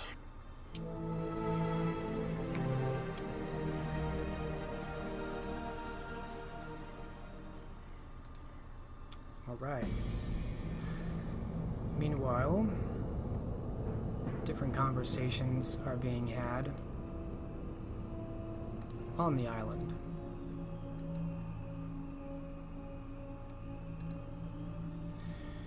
Judith, by now you've been informed and are aware of some group has blockaded the port to the south.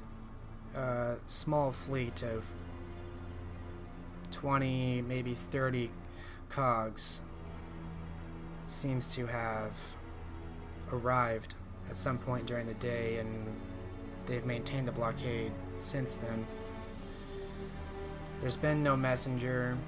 There hasn't been any other attempt to reach them, but it's gotten the town very concerned, and the guard, which is usually sleepy, is obviously much more alert and frantic.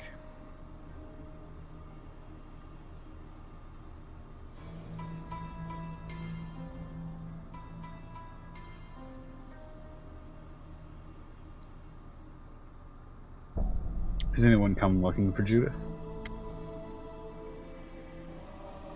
For Judith specifically, no. You were informed most of this by Robert Dufour, and he explains to you that, and this is earlier in the night, this isn't at a few hours to dawn. He explains to you that Ellen, he, and Jack are deciding what best course of action to take. There are some canoes that they can take to the north, Of course, they don't need to breathe, so they might possibly be able to escape into the water, but that's an uncertain fate during the day.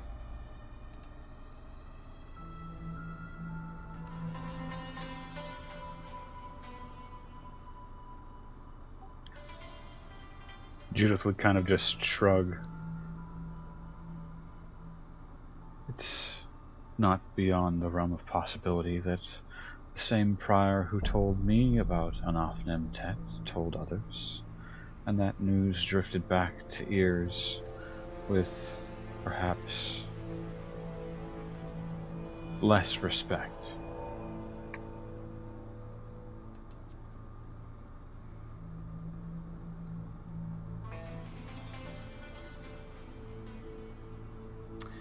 The four of you are gathered together in this meeting, this kind of de facto meeting room in the gatehouse that you've come to use. Robert Dufour begins to speak when a messenger comes up and whispers something in his ear before rushing off again.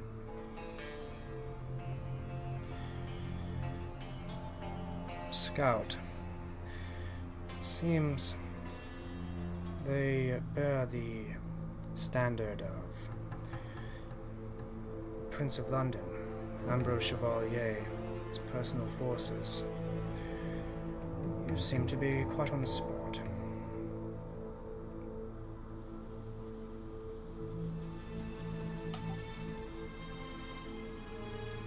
It seems someone sees him as a threat.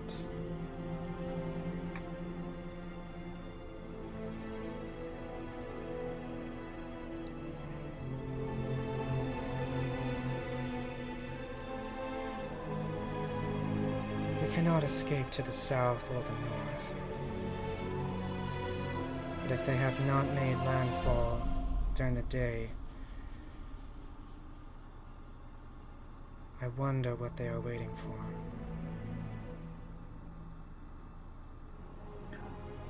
They're unaware of the numbers here. They can maybe estimate the human totals.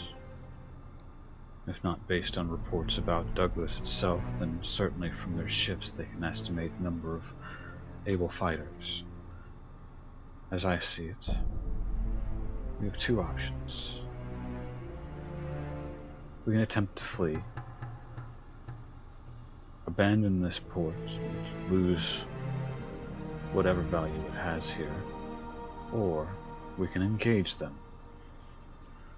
They're prepared for what? Maybe 24 K-Knights. Twice that in twice that in human soldiers.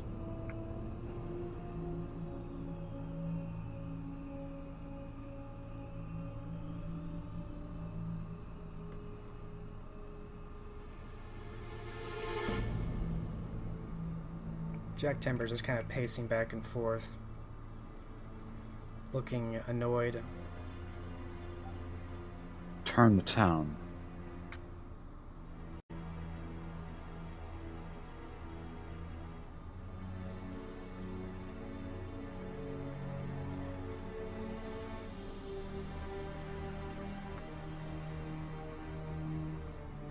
Jack stops in his pacing.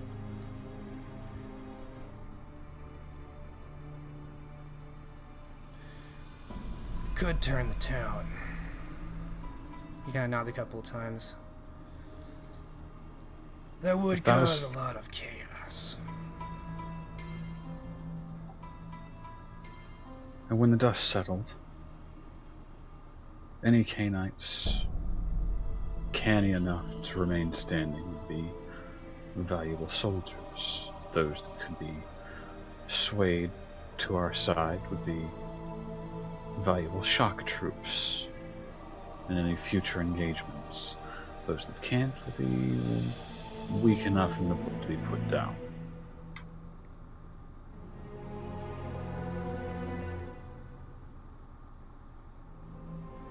It would deplete us of whatever remaining food supply. We would be banking on a victory, capturing them some number of prisoners to feed off of, or else we condemn ourselves to starvation, along with some hundreds of fledgling, freshly turned starving Canaanites. We might be destroyed by the very tool we make.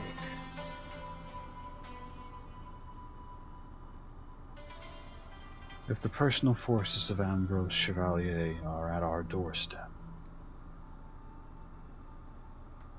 then we either make our stand here, or what's the point?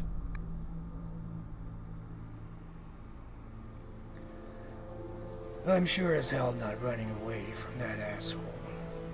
I can tell you this much. He points out in the direction of the ships south. Ambrose isn't on any of those ships. And I bet whatever his new seneschal isn't either. He became soft in the last years that I was there. The old Ambrose might have gone on board one of those ships, but not anymore.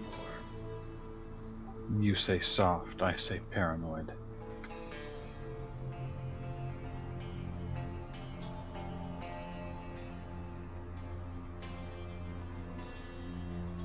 He probably got some handful of poor bastard neonates to get on those ships and sail out here. We just have to take out the command. Cut off the head of this thing and the balls on these kind are gonna fall off when they see what we can do.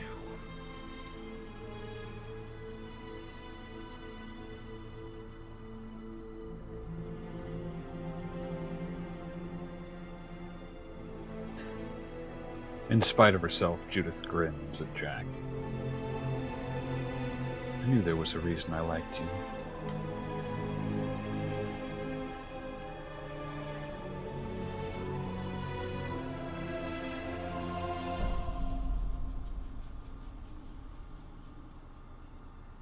Maybe we don't need to turn the whole town, maybe just a select number.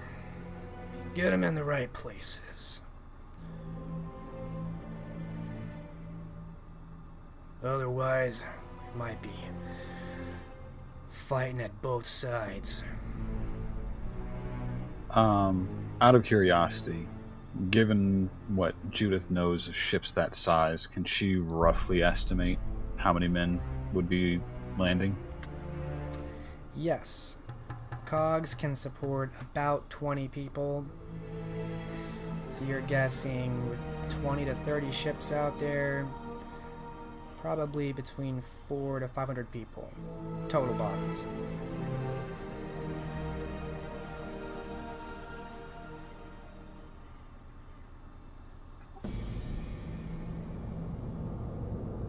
Roughly works out to what I've seen of our numbers here as we stand, 50 men each.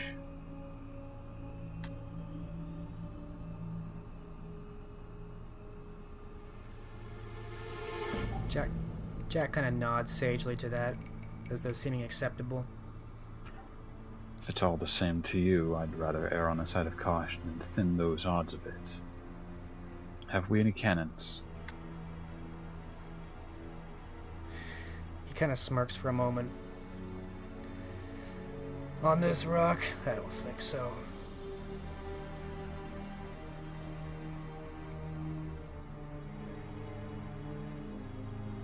Give me 50 men.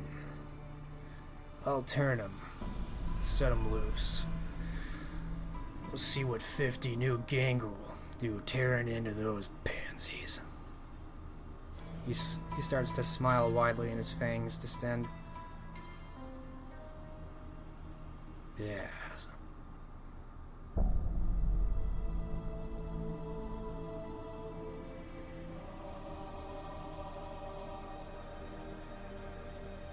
Sounds like you have a long night ahead of you.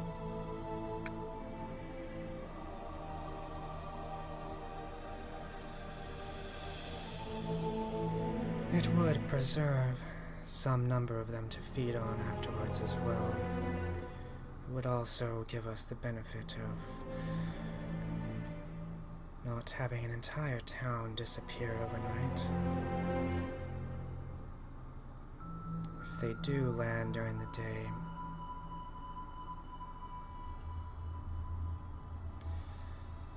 the rest of us, those undead as of now, should take cover. There is a basement which we may use.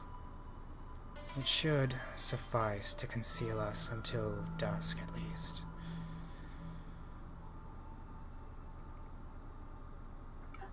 How many ghouls have we on the island?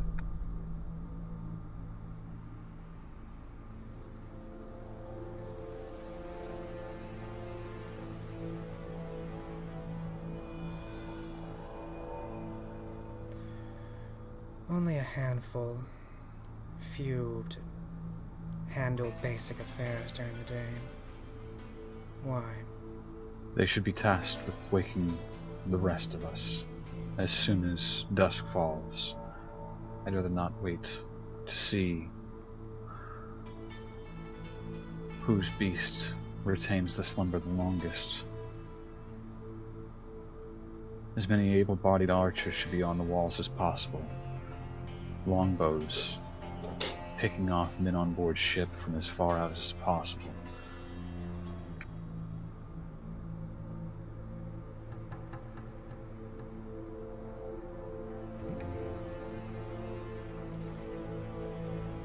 We'll see about readying the men as best I can with what's available.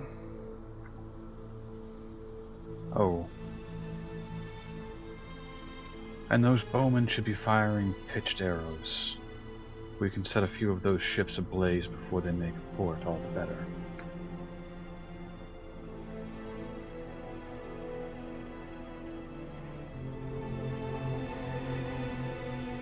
I wouldn't expect any crack shots among the guards here. They don't need to clip the wings off a fly at 50 paces. They need to hit the side of a ship or its sail.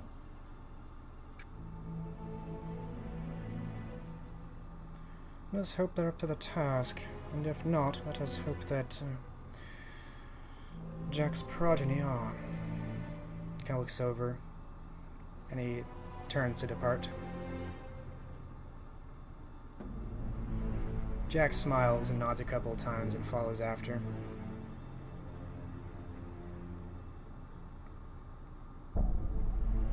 I would suggest any Canaanites we find in their number be held as captives, subdued, not slain. Possible ransom.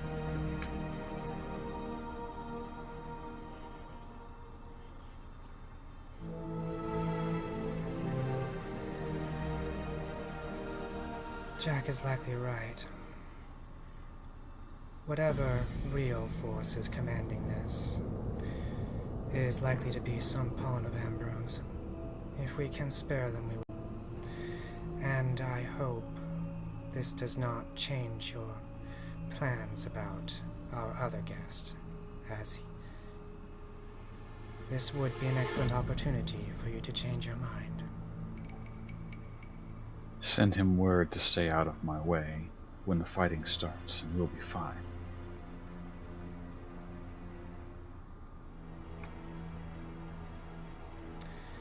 She nods once, solemnly.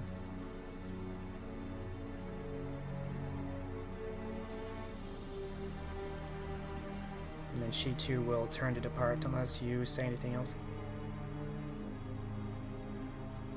Nope, she's just going to set about finding a whetstone and sharpening her sword.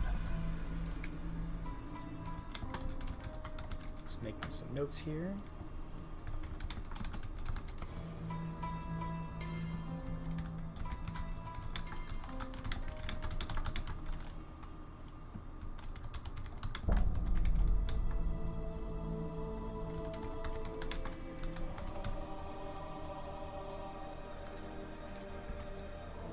Okie dokie. You set about sharpening your blade as preparations are made for the coming day and the coming night.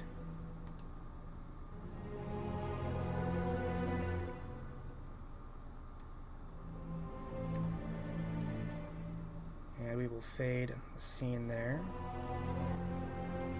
as we transition into the next day.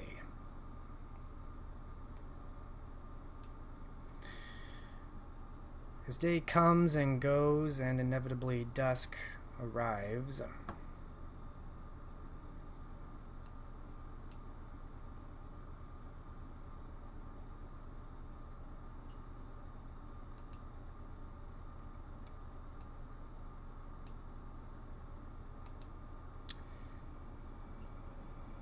and Robert, you are awoken this dusk earlier than you wish you had by a blade cutting at your finger, and you are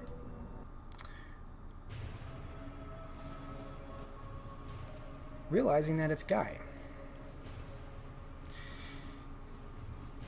It's time, my lord. They're already setting sail.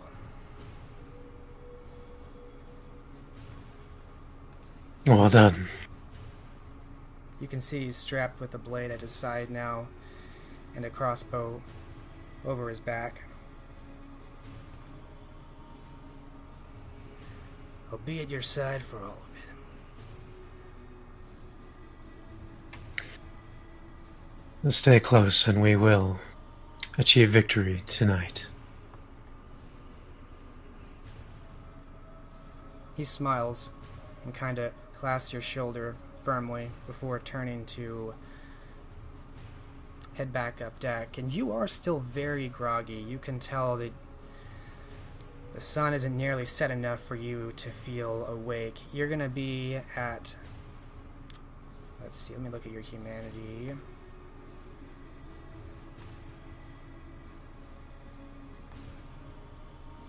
You're going to be at -1 die until night has truly set, probably in a couple hours from now. So all your rolls are taking a penalty of 1 right now. Okay. You want to go back to sleep.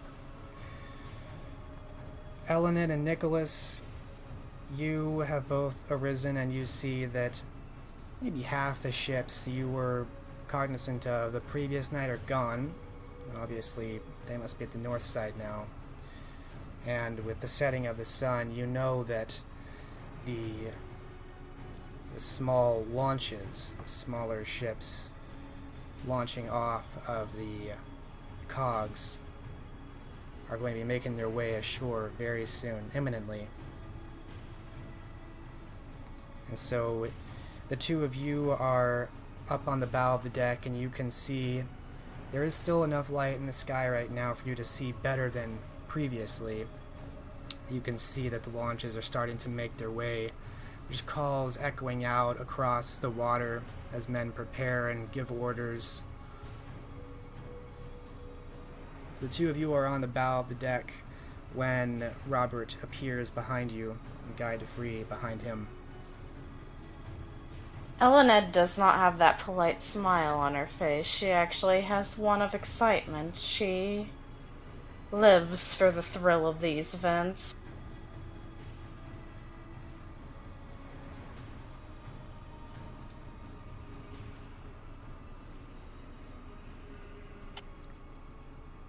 Robert steps forward looking drowsy but eager.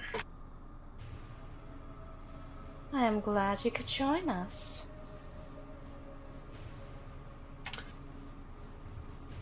It is good to be here.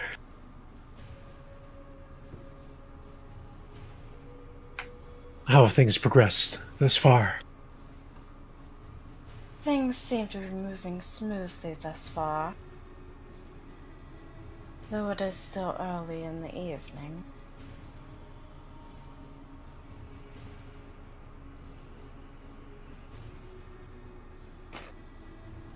And Nicholas? Yes.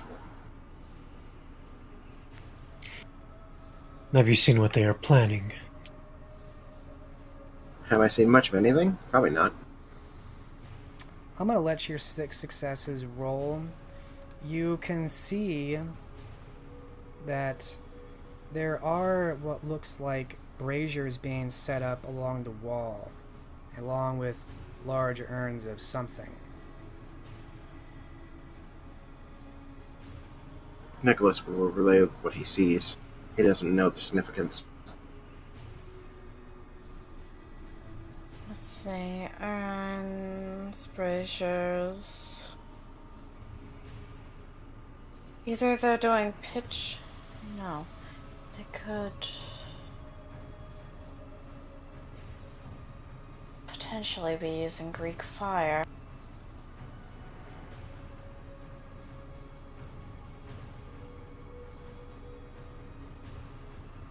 Though there are a number of other potential things it could be. Can I make a roll to determine exactly what they're doing? Sure. Intelligence, academics. Go with difficulty 7.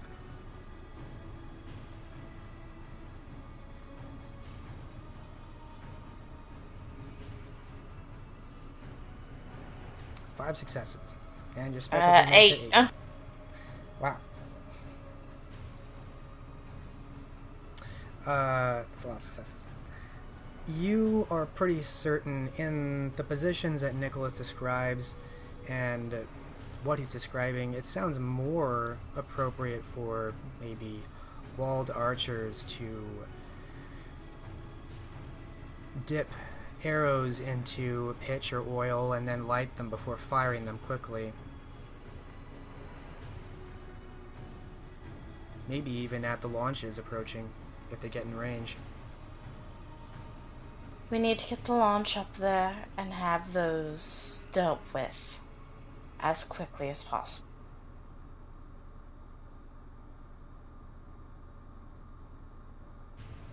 Any archers they have are going to be shooting ignited arrows.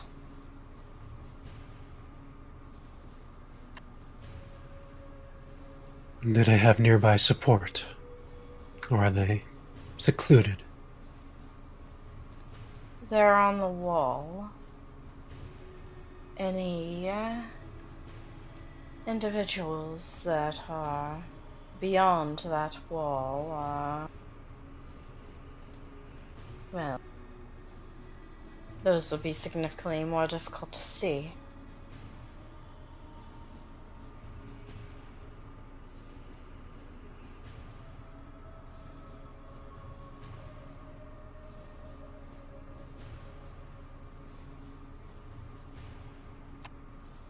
Then quickly it shall be. Will that be our doing, or?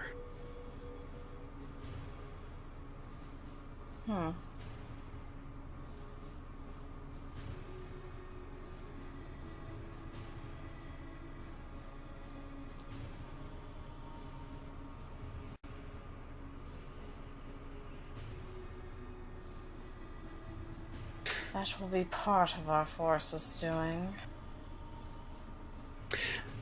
And do we happen to have ladders to scale the walls?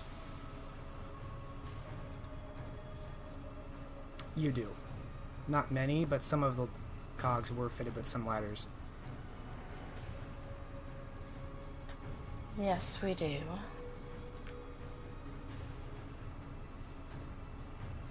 Though we must be careful with the ones we do have.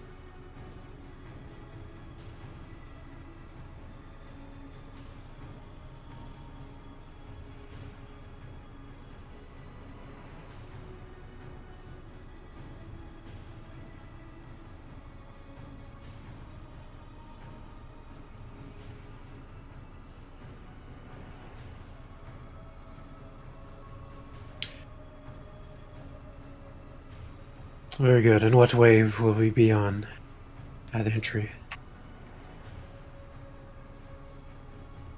That is an excellent question. How many ships are in this wave? You have half the fleet. So you have 250 men. Each launch is, we'll say, 10 men packed in, so about 100, maybe a little bit more. And then in the second wave, another 100 and change. Alright.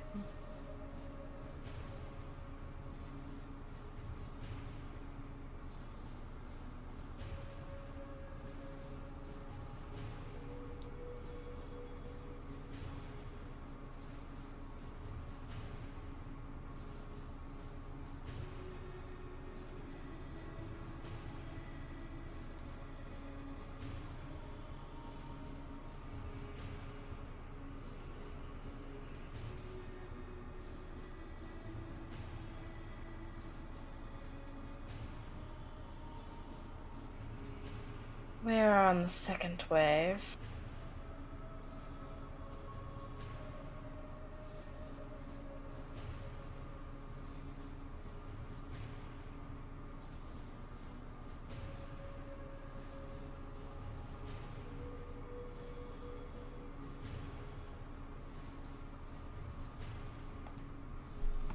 Give some mortals some time to deal with.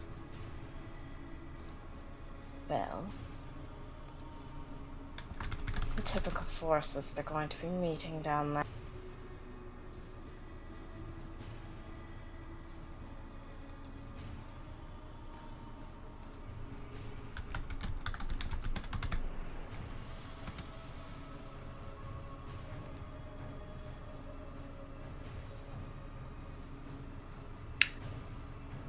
Very good. Robert looks on the impending battle, eager for it to start.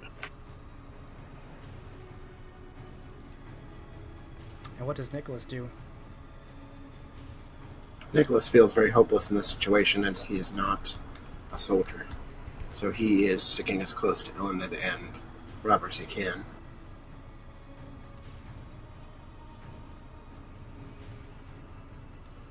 Alright. So you see the next launch is being filled up with a few of the men. Obviously the sailors on board are remaining on board. They're not warriors. So a handful of men-at-arms are climbing into the launch as it's being prepared by the sailors, and it's about to be lowered. The three of you get in?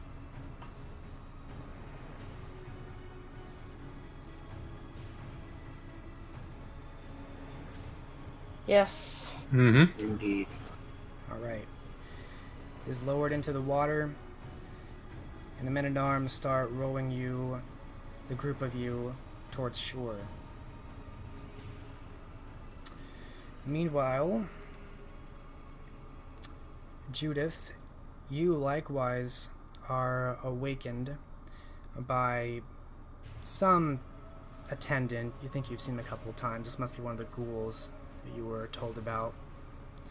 And you are actually in the basement of the gatehouse, along with Ellen, Jack, and Robert Dufour.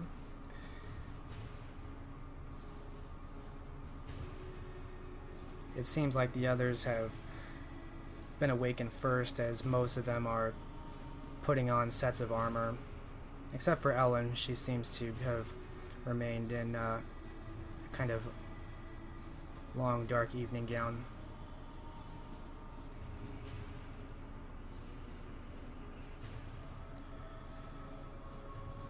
I've been informed there are forces to the north. They split their fleet. There is only standing our ground now. Either they are very clever or quite daft. They would have been better off with a full frontal assault. At least they would have taken the ground. Stationing a fleet so far to the north, they'll never reach this position in time to be of any aid.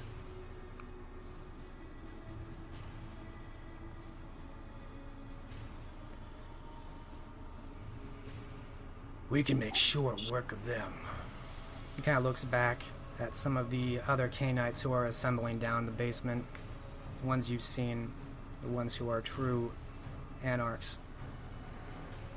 Take out half of their force while they're separated. By the time we get back, I think they'll have found my family.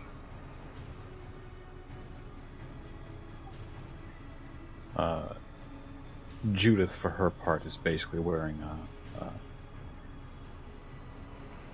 long-sleeve shirt, trews, boots, and has fastened a breastplate on. That's about it.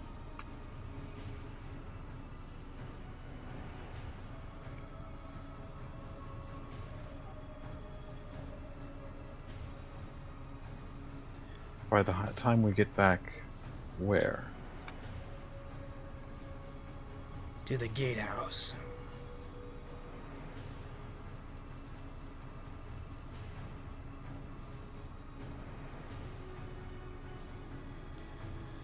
We go up north and take out these folks. We let them take the gatehouse, get inside. They're not gonna like what they find inside.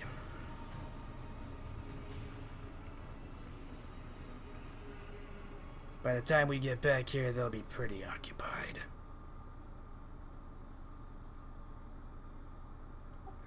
As you say.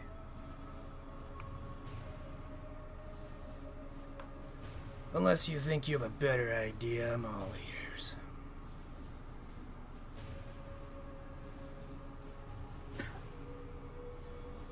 I'd rather not commit the same folly they have, is all.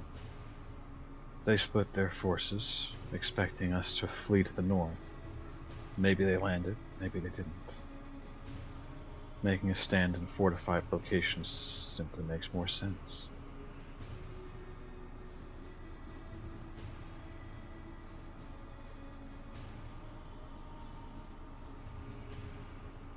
You ever fought in a crowd of freshly turned gay knights, Judith? Not exactly the most reliable.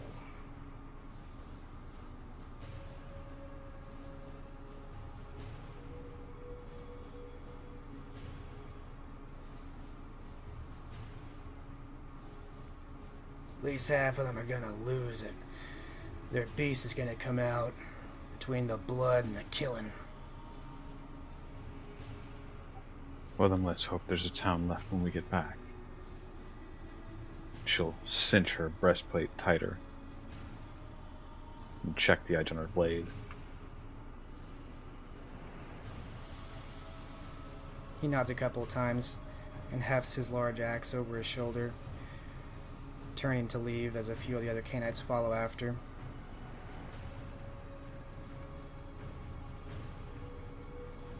Robert gives you a look, uncertain.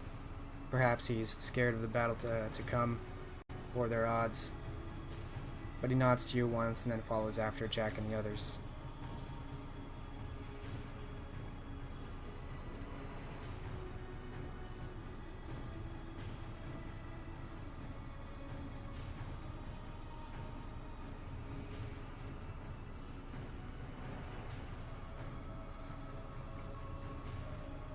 Judith will go with Jack then. Alright. Helen remains behind.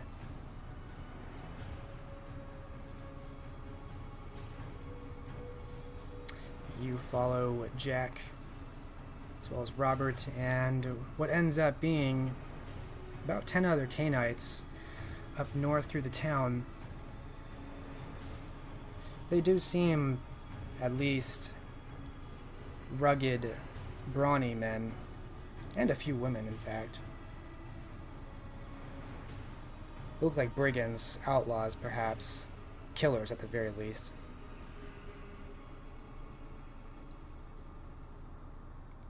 There's still quite a bit of commotion in town. It seems like the sight of launches has reached the news of the townspeople, and many are rushing inside their homes and closing and locking up their doors. Obviously, it's an island. There's nowhere to go except to hide and to hope. What few town guard you do know exist are almost certainly at the walls. So you don't see any of those walking through the streets.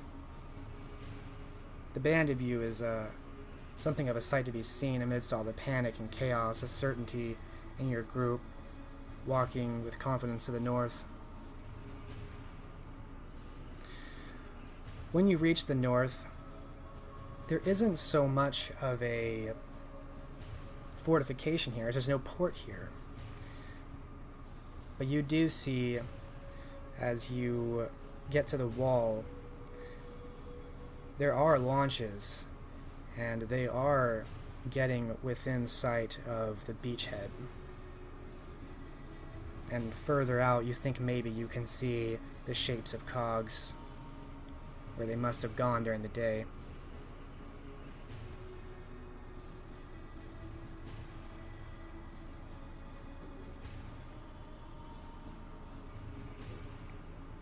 And there you, Jack, and Robert Defour wait.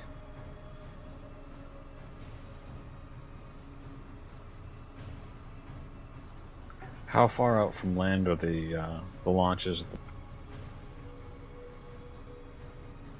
Obviously, I'm kind of taking a little bit of artistic liberty in the real Douglas, but so far as you can see, the shore, the beachhead, is maybe extends a quarter mile out north from the wall, and the launches are maybe another quarter mile out from there in the water. And you can see that it looks like your recommendation was taken. There are braziers and it looks like containers of a dark substance. And there are archers with bows, although not many longbows. Actually, no longbows. Maybe they don't have longbows or men trained to use them. But they do have pitched arrows to fire, at least. The launches will probably make shore at this rate in the next 5 to 10 minutes. Then we're up north of this. You are at the north wall and you're looking at this. Okay, fair enough. You think maybe something similar has happened to the south.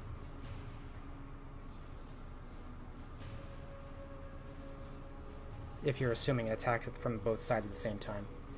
A sack of silver to any man who can pitch a rock and sink a ship. Or a launch.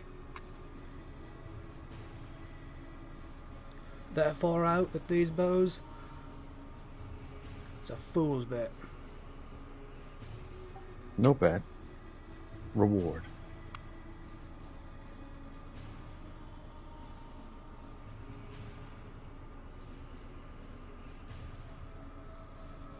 Call it an incentive.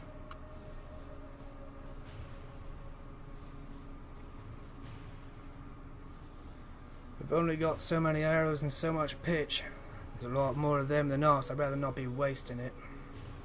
This man says, kind of looking out to the wall. You can see some concern in his eye. He's lightly armored and he's carrying a bow. It's certainly not a long bow. Doesn't have the range.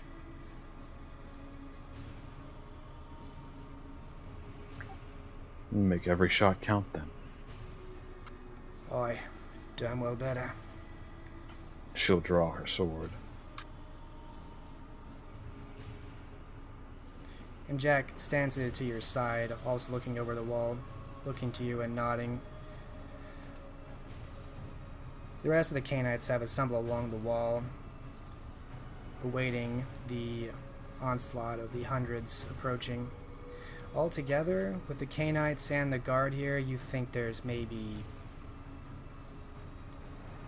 30 or 40 men at the most, and that's including Canaanites.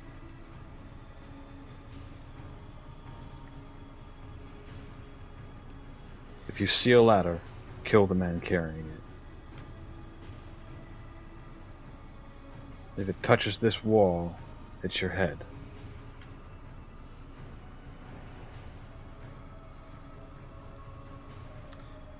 Alright. Meanwhile, we switch back to the launch with Elenid, Nicholas, and Robert DeVere, as you are following the first wave of launches, which is getting in range of the archers at the wall, and you can see the familiar sight of flaming arrows in the evening, as it is starting to get darker, but there's still enough light out to see what's happening. Most of the arrows miss. They go far, land in the water, but a couple of these launches do get hit. You see one man off in distance. You can't hear him, but you see him kind of fall out of the boat in his armor with this arrow. Some of these launches are being hit by the arrows.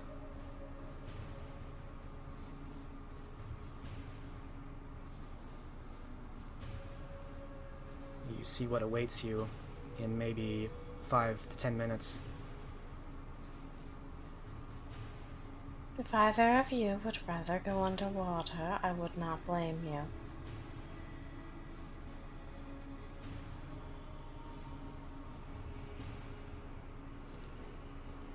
That would be a safer choice.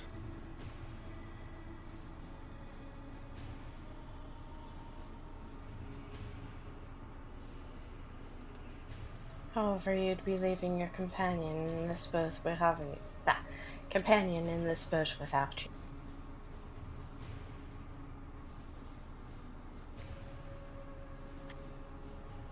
I suppose if any flame does get too close, water is aplenty.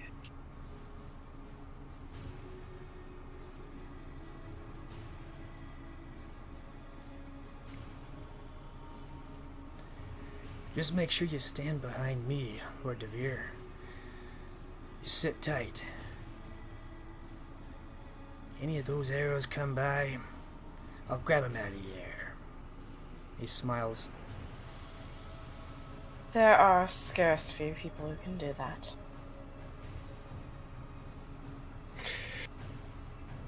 Robert gives a assuring smile. No doubt you will. Though I would be astonished to see such a sight. Well, if that fails, and he kind of pats on the chest of his armor, this feels pretty solid.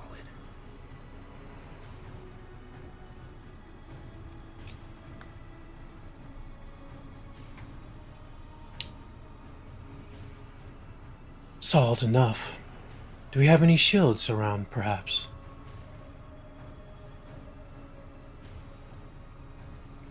He nods, looking down at some of the shields. It seems that some of the men-at-arms have set them down in a row. Then we shall use the shields while they row to block ourselves. It's a lot better than being set aflame. This I agree.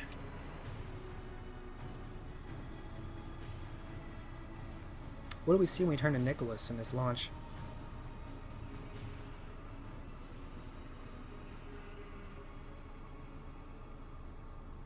Nicholas is quiet and introspective. He's quite overwhelmed by the workings of whatever's about to happen here. And really, he'd like to find a place to go hide. You can see perhaps better than anyone what's happening to the men in the first wave as arrows rain down upon them. Not many, but the few that do connect seem to be potent in their effect. By now, some of the launches have made a landfall, and the men are starting to charge. One of them has a ladder, which is being carried. You're a couple minutes out now.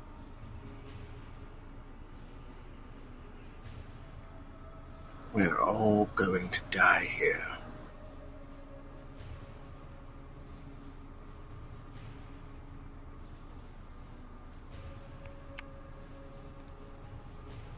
You must learn to be more pleasant. Grab yourself a shield. You can use it to block any arrows that come your way. A shield. She gestures to the shields on the floor on the boat.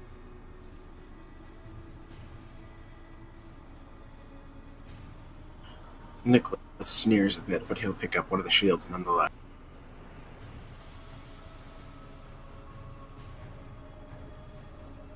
It's hefty. It's circular. Combination of wood reinforced with metal, you think, on the outside.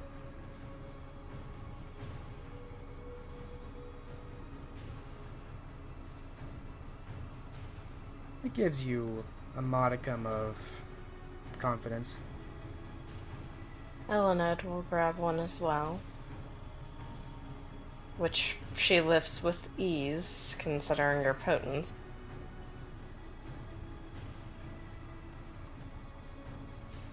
You can see on the beachhead that it looks like, despite taking some losses, the men have reached the wall with the ladder.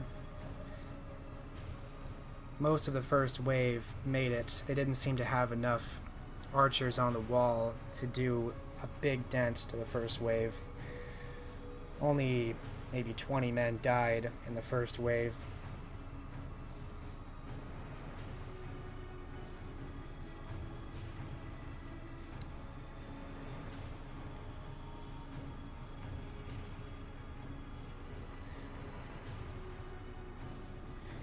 You can start to hear the sounds of battle as your launch finally reaches the shore, and you hear and feel the drag of the bottom of the boat as it comes up on land with the tide. You can hear the yelling and the sounds of archer fire. And by now, more ladders have made it. There's 3 in total, and your launch has landed. Fortunately, no arrows ever made it to your way. All the archers got distracted with the men at the walls, not the launches.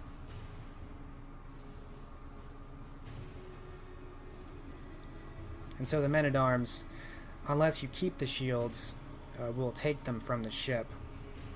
Yes, I will return them after we are out of arrow range.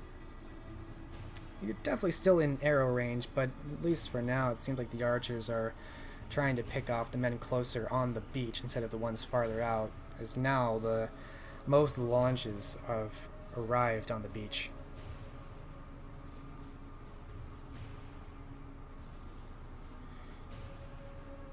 And you can see a sea of these men-at-arms, their matching surcoats of red and white. It looks like they're starting to make progress up the ladder. Some of them have actually gotten to the wall, and combat has joined. What does Robert DeVere do?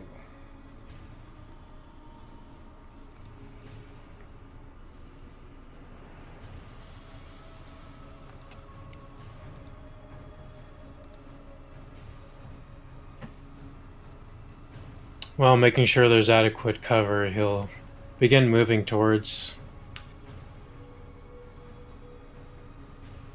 Well, obviously making sure he's not taking direct fire, but he'll begin making his way towards the ladder.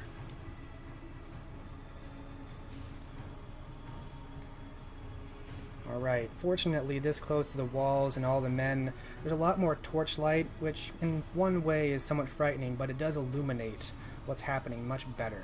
So you can see a lot more clearly now that you're up here and there's more people.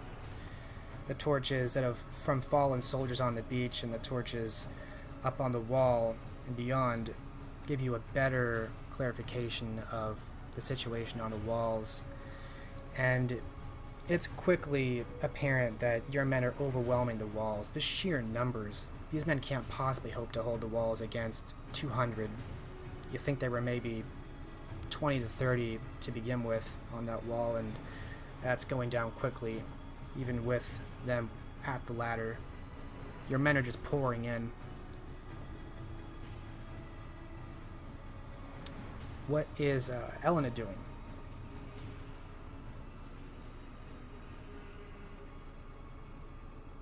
Elnett is directing the men as they're going up to, when possible, dispense of the fire.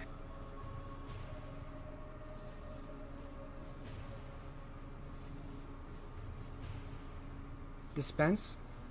To take it out? Like dispose? Oh, sorry, wrong terminology. More secure the fire. Okay. So they can't control it, but our side can control it.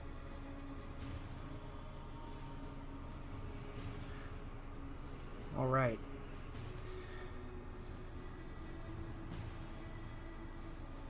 Eventually, you also get to the ladder. I assume that's where you're going as well. Eventually, yes. And by now you can kind of hear the sounds, really all of you can hear the sounds of combat and chaos from the other side.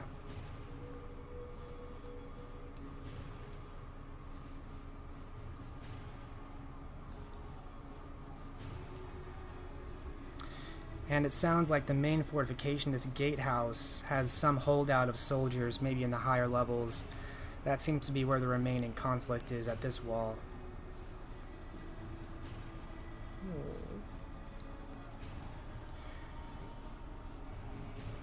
And Nicholas, you also have reached the ladder. Are you going up as well?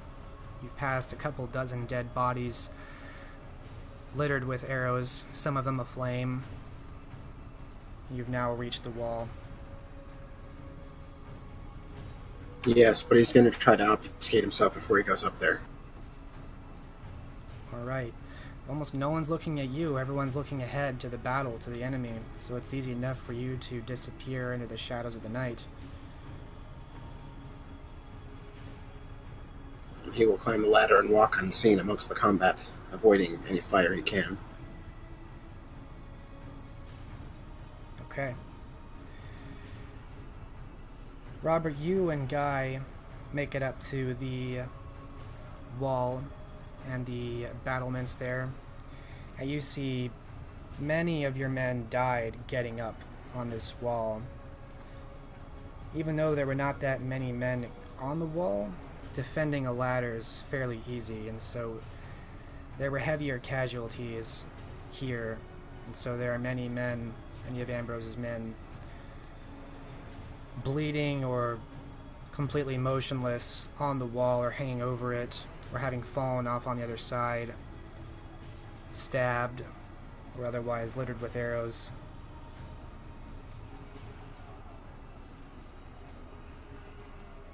You can smell the vitae, the blood. Even though these are dying men, there's so much. It's almost intoxicating.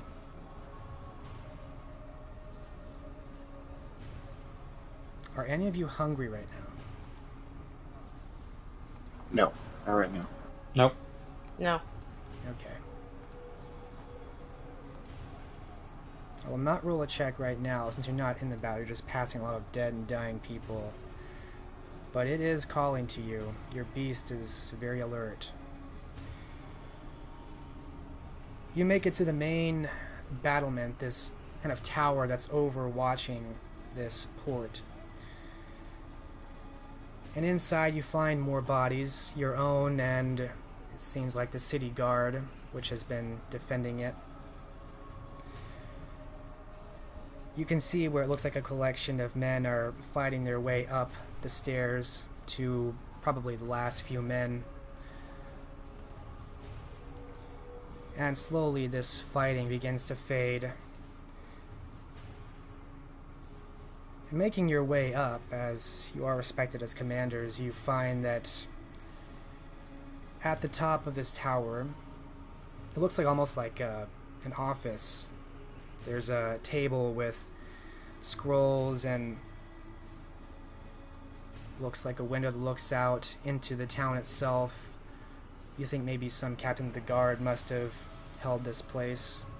It was used for some kind of war meetings or a kind of war room for this town guard. There's a little bookshelf and The room has been trashed with blood and bodies, and your men have cluttered it, or I should say they've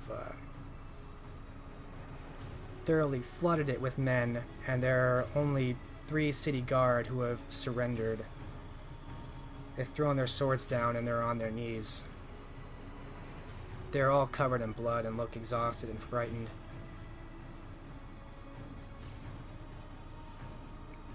The sergeant-at-arms who spoke with you before Elenid turns, you can see there's a spattering of blood on his face. He's otherwise fine. You've secured the port, my lady. Very good. And these men, shall we send them back to the cogs? Yes, take them prisoner.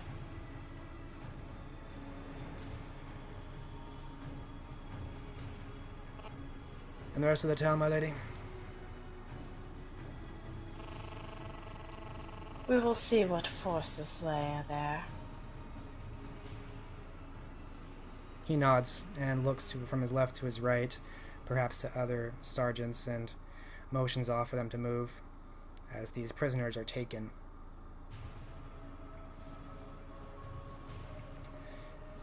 Meanwhile, up north, at the north wall, there is a fight commencing as Judith, you see that the first wave of launches has made landfall, and unfortunately, at least on this side, the archers were able to get a couple shots in on the launches as they got closer, but there weren't enough of them to do significant damage. They may have picked off a dozen or so, but there's still many men coming at you.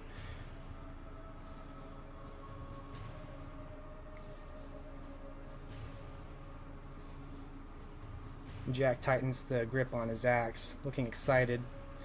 You can see the other men, the other Canaanites, getting ready, tensing up, as arrows continue to fly. But some of these ladders have made it. When the first ladder hits the wall, Judith is going to wait for a man to start climbing up it and then push it off.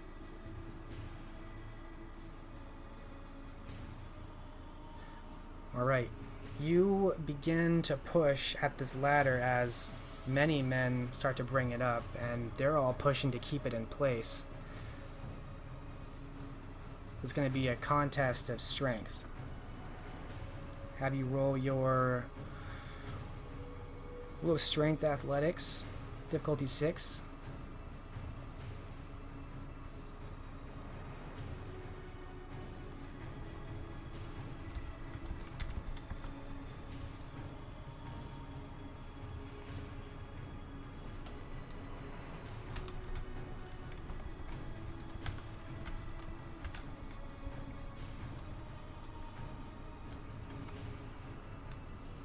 One of those moments when I wish I did have a specialty in that, but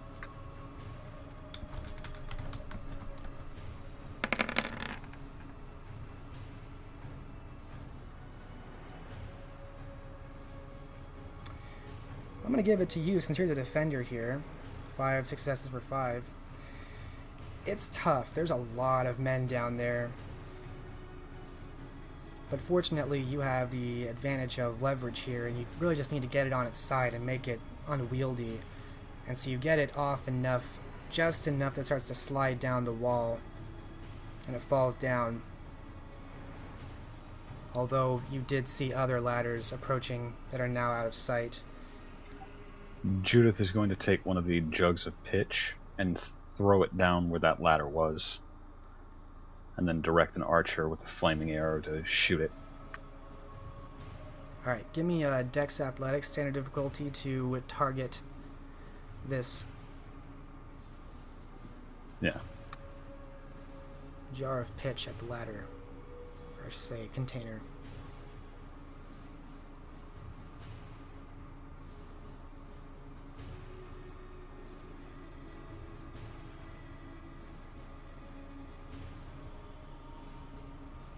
Alright, 4 successes. You succeed. You pick up this urn. It's a little heavy, but you're strong, so I didn't make you roll for anything for lifting it, and you're able to guide it very well into the center of these men and the center of this ladder. And getting the attention of one of these archers, he sees what you've done and takes a shot, which quickly lights up maybe 10 or 15 men all trying to work on this ladder, and you can hear the screams of these men. It's almost deafening, except that they're below at the bottom of this wall.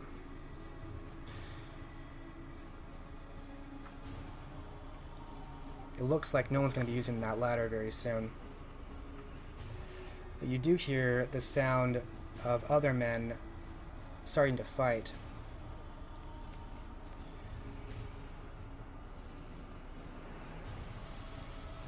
Can I see knots of men gathering? If you look down the wall, you can kind of see where some of the men are gathering, although it looks like the Canaanites are making very short work of them. Alright, I've had enough of this bullshit. You see Jack take his axe in one hand, and with his other he grabs the wall and he heaves himself over the side onto the beach. And this seems to be a signal for other men to start pushing out.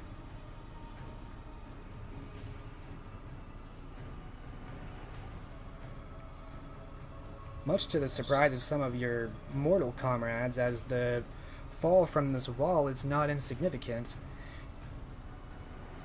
But obviously, the Canaanites here handle it very well. To a very surprised group of a large number of men, which quickly find that the men who have jumped down are not exactly normal people. We've got fighting on the wall, though. You had some, but it seems like most of the attention has gone down to the beach. Judith will begin directing men to start pushing the ladders off and setting them alight the same way. And then she's going to follow Jack into the fray. Alright. So for your general commanding of these men, just give me a charisma leadership roll, so that they intuitively take you as a kind of commanding presence, even though you're a woman. Difficulty 6.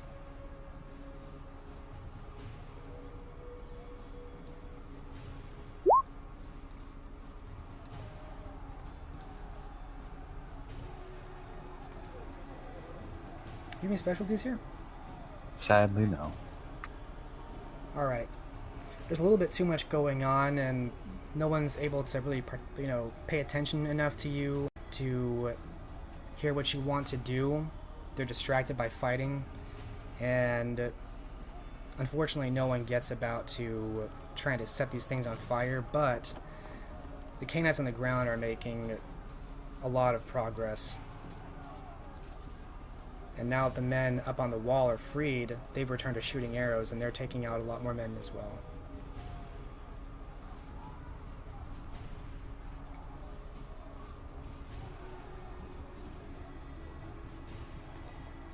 You jump down to join them?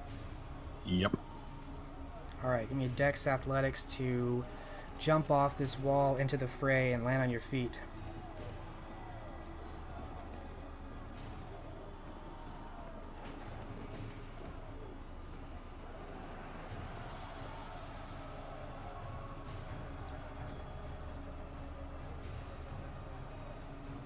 Alright, 2 successes, it's enough. You get a good solid jump into the fray, and you see that the Canaanites have kind of formed up together and made this small but highly efficient and very dangerous group, with Jack at the front of them, cleaving through men. And as others try to surround him, the Canaanites at his side to keep them back. And this very small group is holding back and actually devastating this 150 men battalion that's arrived on the beach as they get plummeted by arrows from above. Give me a wits survival Standard difficulty.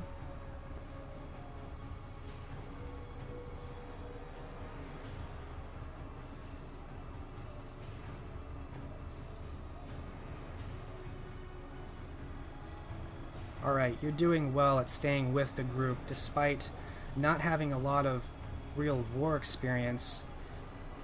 You know enough about how to work under duress with a group, with a team. And so you do an admirable job of staying with this group of Canaanites you've never fought with and kind of staying in their group, fighting alongside them.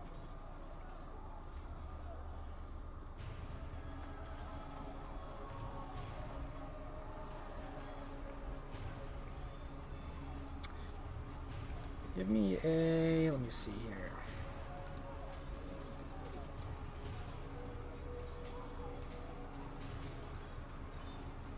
Yeah, we'll go with Dex Melee for your general performance overall in this battle. Can we go ahead and assume that Judith has pumped blood to her physicals? Yeah, if you spend the blood for it, sure. Yeah. Yeah, that's fine. So this isn't going to be for a single attack. I'm not going to make you roll for 150 people. This is for the battle. Well, right. I was going to say. It's a lot of rolls. You said standard diff? Yes. Because you're doing well at staying with the group. You're not taking any penalties. Fighting alongside Canaanites is different than fighting alongside men. Specialty is lightning reflexes. Oh, I'm going to give that to you, because that definitely comes into play here.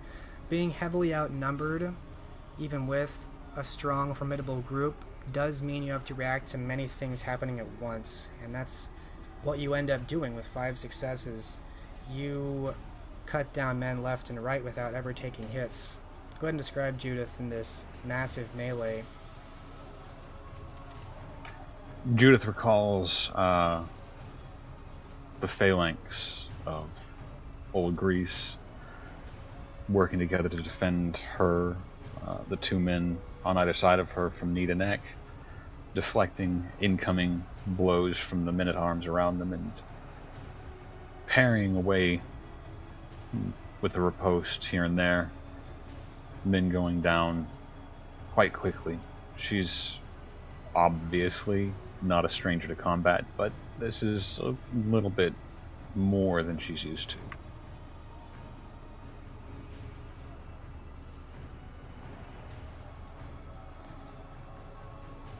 You cut down many men, enough to actually give Jack Timbers a run for his money, despite how many he's hefting through with his massive axe.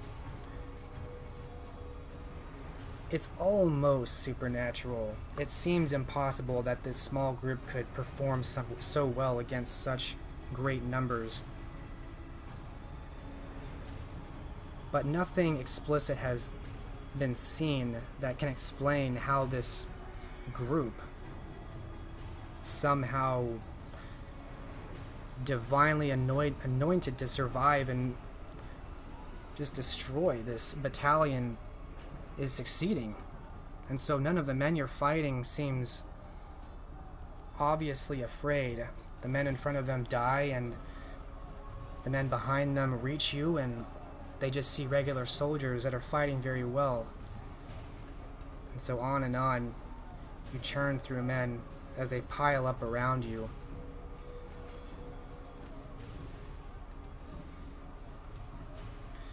As this fight is going on to the south, Elenid and Robert and Nicholas, you've secured the port, and your men are making their way into the town. There's only scarce skirmishes here and there, an archer here and there who gets taken out. Guide of Free remains at your side, Robert. A man comes out from around a corner with a knife, only to be quickly put down by Guy's crossbow, who turns quickly to meet him. It seems like most of the forces in the south, at least, have been crushed. So your forces are moving into the town square, past the homes and towards the church, at the center of the town.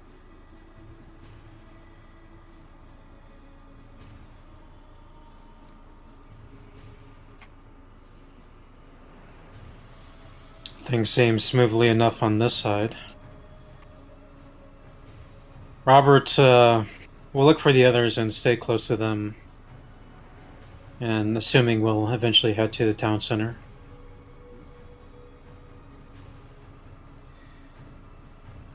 After everything's said and done, of the 250 who landed or who attempted to land and take the port, maybe 50 died in total. And 50 have remained at the port. So, of 150 moving into town, they've kind of split off into 3 groups of 50 each. And one is with the group of you as you're heading towards the church. I will take a perception alertness difficulty 8 from each of you.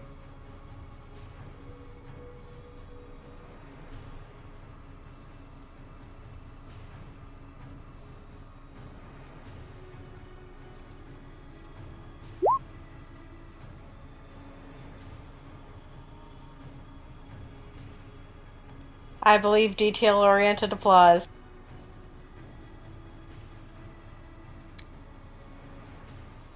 That's a lot of successes for difficulty 8. Yes, it is. It doesn't actually matter if it does or not. 6 successes is huge and more than you needed. No successes from Nicholas or Robert. So Elenid, you're hearing it. So you're marching through town. It's a relatively small town, and now that you're in this urban environment, you're up kind of walking through this road, cottage houses and homes on your left and right. The church is up ahead, kind of up a slight hill towards the center of town. That's visible. And you know that 2 other regiments of 50 men each have gone off, to the left and right to secure the other rest of the town. And the one that sent off to the right was going to reinforce the north and make contact. But you hear off to your left, it's faint, but you begin to hear the certain sounds of violence, and not just violence, but screams of horror. Something is happening that is causing a lot of commotion over on the left side. There is suddenly a great deal of activity that's very little despite all the sounds. You're able to pick out these sounds of horror and combat despite all the clanking of metal around you.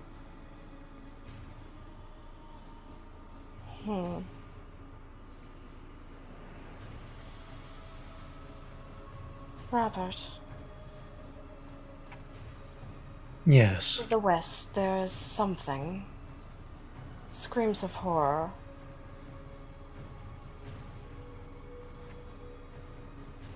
That may be our target. Shall we make haste? We know not the numbers.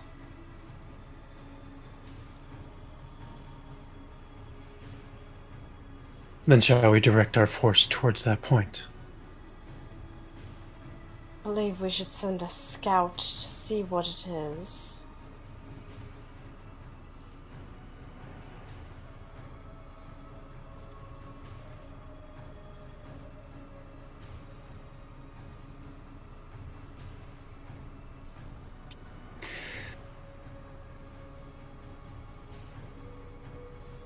That may take some Did time. these sounds sound natural from the 6 successes?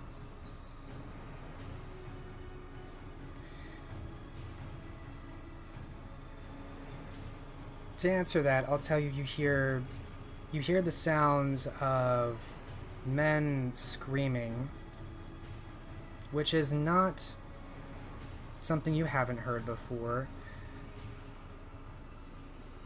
But with your 6 successes, I'll say you hear more terror than you normally hear in battle.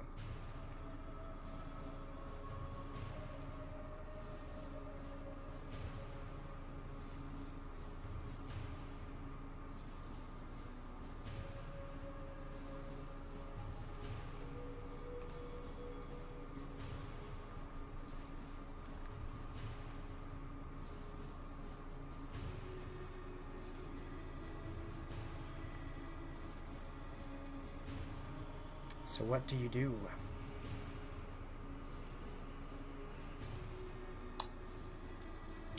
Robert, if we are headed there, I believe your gifts are going to be the best used. I can be the scout if that is what you are proposing. Please do try to calm the individuals there.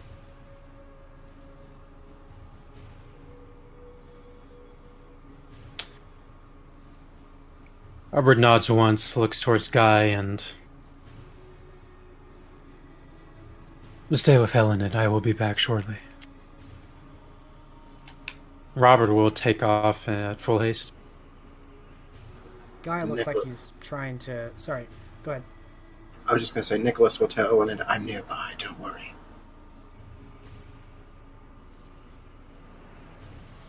I figured you would be.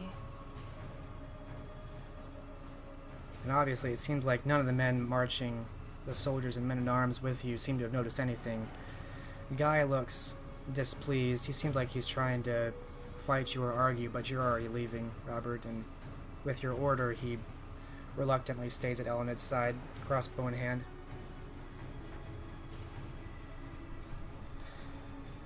Robert, making your way, doubling back, as there isn't really much room from all these houses together, you make your way up the leftmost road that you took, and I guess you could say it's west, and turning a corner, you see a scene of violence, and not of mortal violence. You see something you haven't seen before. They appear to be men, but they're knelt over the bodies of your men-at-arms, like they're feeding. This entire group, all 50 men, appear dead, except for a handful trying to fight back. These are Canaanites. Many of them. Hunched over dead bodies, blood is everywhere. Heads and arms ripped apart. It's a bloodbath.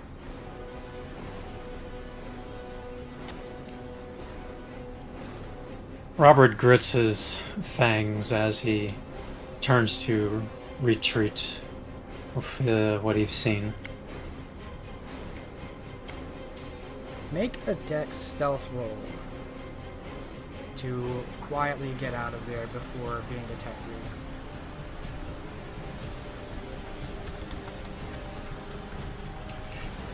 Oh boy.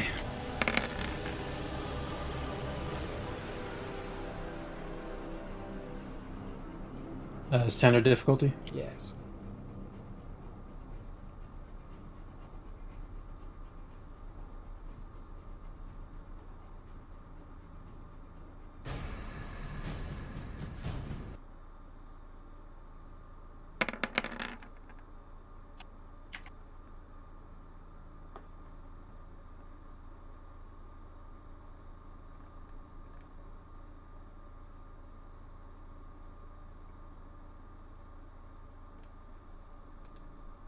Did the music cut out for anybody else?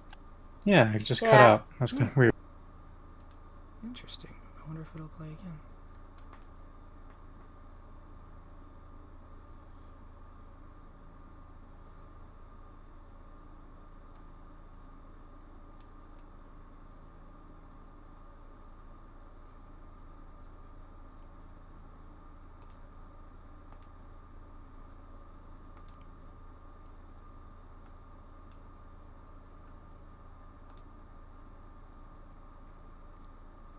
Sorry, I'm just going to pause this real quick. I don't know if this is the track or other songs.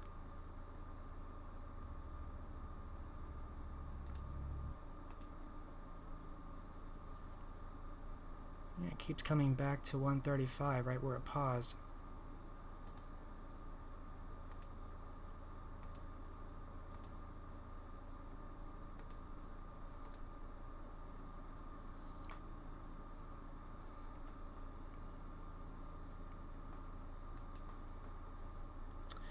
Well, that's strange, but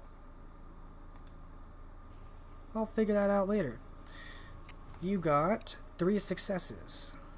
That is just enough to escape the notice of this horror that you're beholding right now. They don't look like men so much as beasts hunched over these corpses. And you narrowly escape going back down the road to report what you find.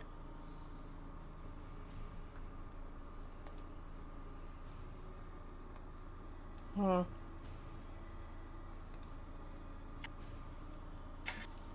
many did there seem there were?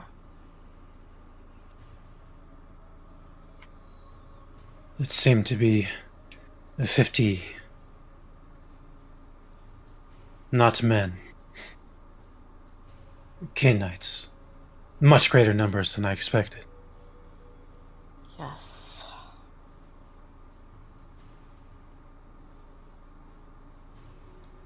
We need to utilize some of that fire from the walls.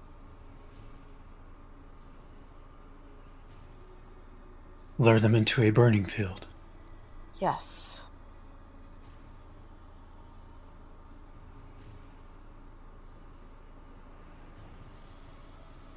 Very good. Who will be the bait?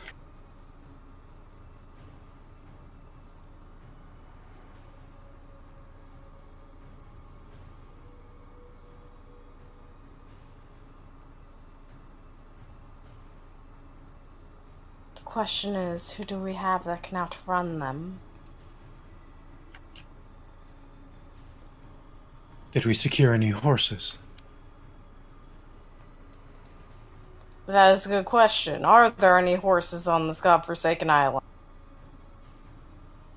There are. There is a stable close to the gatehouse which you secured. There's a few horses there. Not many, but say 6. There's a few horses at the stables, but not many.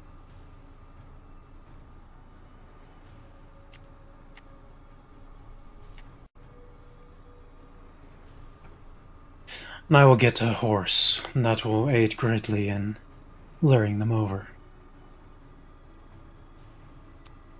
Very well. I will take the men and we will set up the fire trap.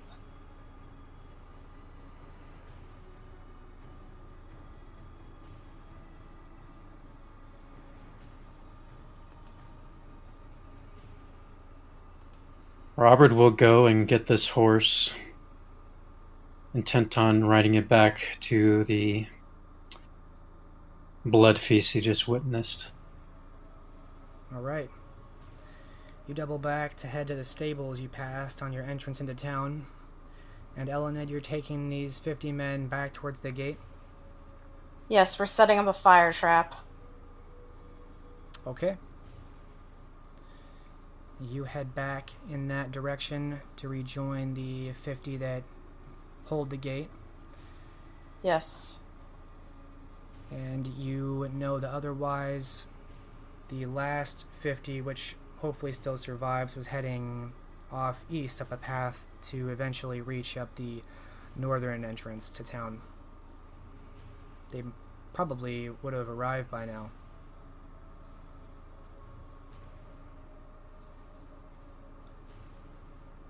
So describe to me this fire trap you want to make.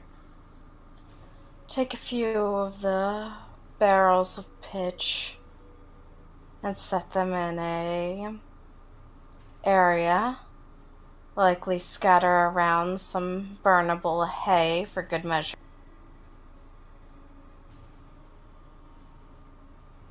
And once they are in that vicinity, she will have the archers aim for the barrels, and they'll be set afloat.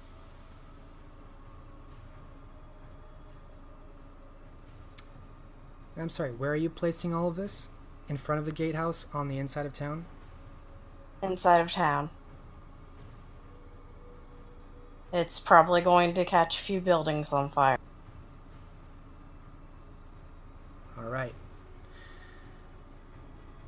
Your specialty is more in military tactics than command per se. It's a little bit out of your wheelhouse, but not entirely. So give me a...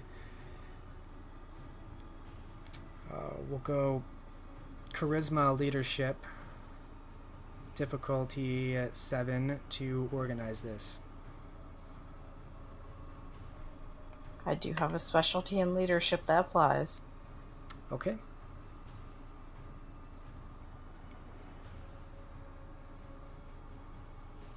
What's the difficulty again? 7.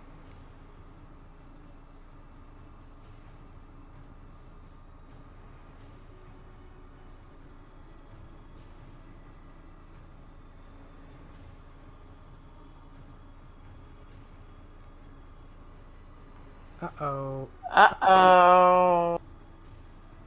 Not a botch. You got 1-9.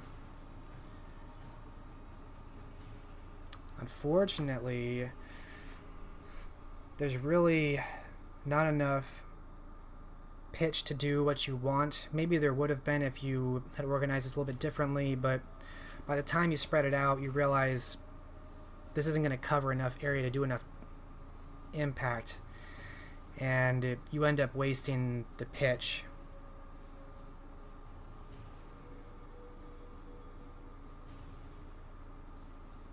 You can at least partly blame it on the soldiers. They messed some of this up. But yeah, ultimately it does not work out.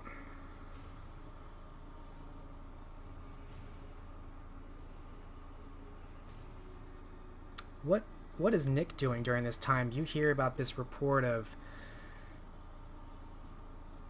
blood, this bloodbath that occurred from this other platoon that is apparently gone, and now plans to defend from the gate.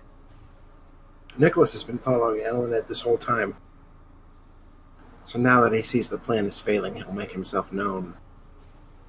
Any other ideas?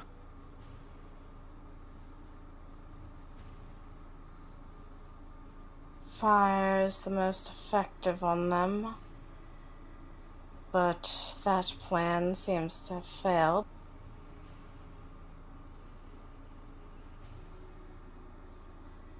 It is not a force that I would want to go up against without more of our men in a singular place. And Robert's going to lead them right here. Robert was not supposed to leave until the trap was set up.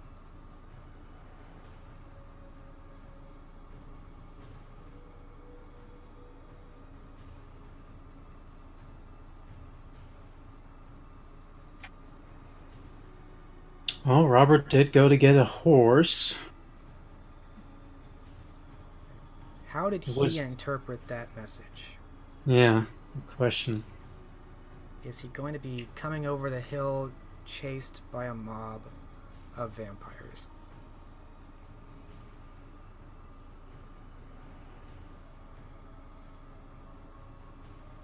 You know what? He has every faith in Elenid that she has a trap.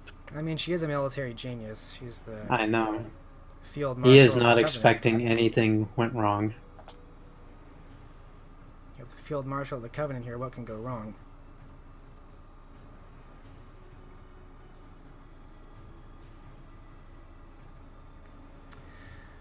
So now that the fire plan has failed horribly, can I make a quick wits academics roll to try to jury rig something else? Sure. Give me, I think wits academics for your military specialty is more applicable than intelligence. You gotta think on your feet right now. What difficulty? 8.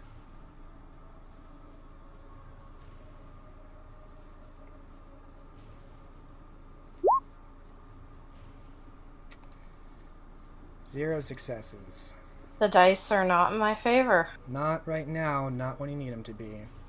This is a bad situation. You can't think of any good, positive outcomes here. Or any good plans. What about Nicholas? He's not a military genius, but he's resourceful. Absolutely. Instead of academics, which I've been using as stand-in for military theory, all of you do a wits With survival, unless you can give me another idea. I can't think of anything better to be. Okay, that's still gonna be difficulty 8.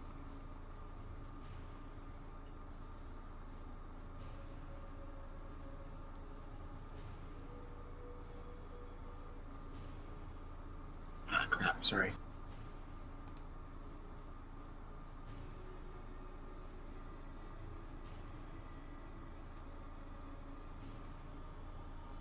One success. One idea does come to you, which I will come back to in a moment, as we return to Judith. Up in the north, battling alongside the Anarchs,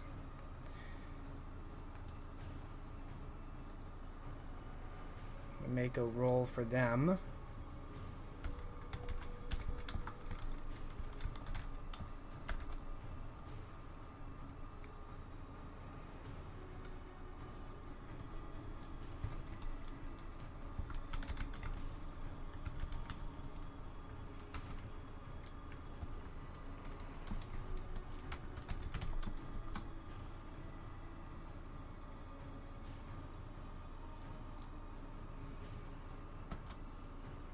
Oops.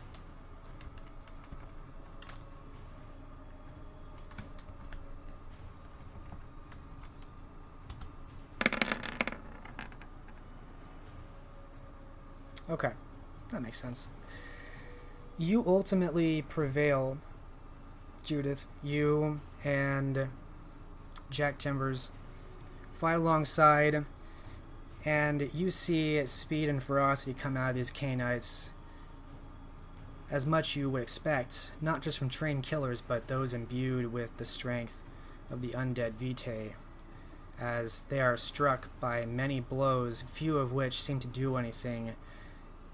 And after 30 minutes of combat, of heavy combat, of bodies piling all over you, the blood soaking the sand, soaking your armor and your sword, you eventually strike down the last man still fighting, as maybe the last dozen are convinced that God is against them. If this small band could survive, something's gone wrong here, and the last dozen or so has run back to the launches still on the beach, trying to escape. However, you did take losses. Of the 10 Canaanites that came out with you and Jack and Robert Dufour, half of them have died, fallen in battle. And that seems to have frightened men as well, as the sight of these warriors suddenly falling to pieces and ash certainly gave some of the men grave concern of what they're fighting. Some of them think that they were fighting demons, as only demons could be imbued with such strength. And so half your number has been depleted, but the northern force seems to have been repelled.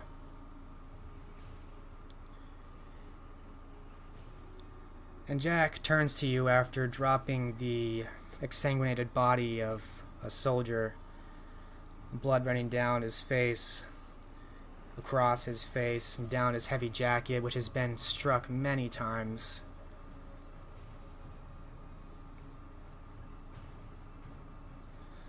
Well, that's half of them.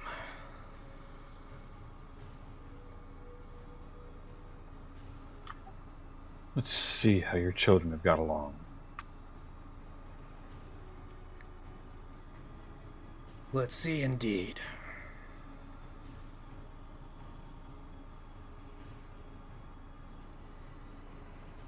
He nods to you, steps over a corpse, and starts making his way calmly, but with purpose, to the south, back to the gate, towards cheers from the men who seem either not to have noticed or perhaps don't dare question how these men defeated this overwhelming force. They're happy to be alive. They thank God for whatever just happened here.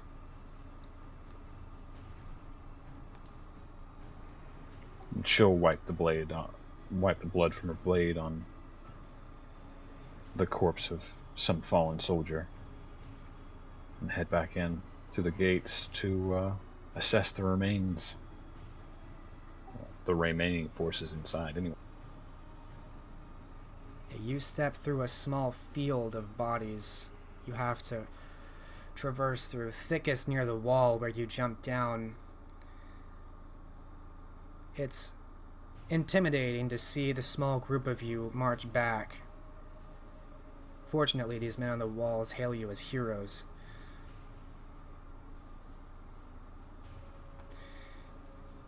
And as you pass into the gate back into the town, and we see the field of the dead, and the dying and the bleeding out on the beach, we will fade the scene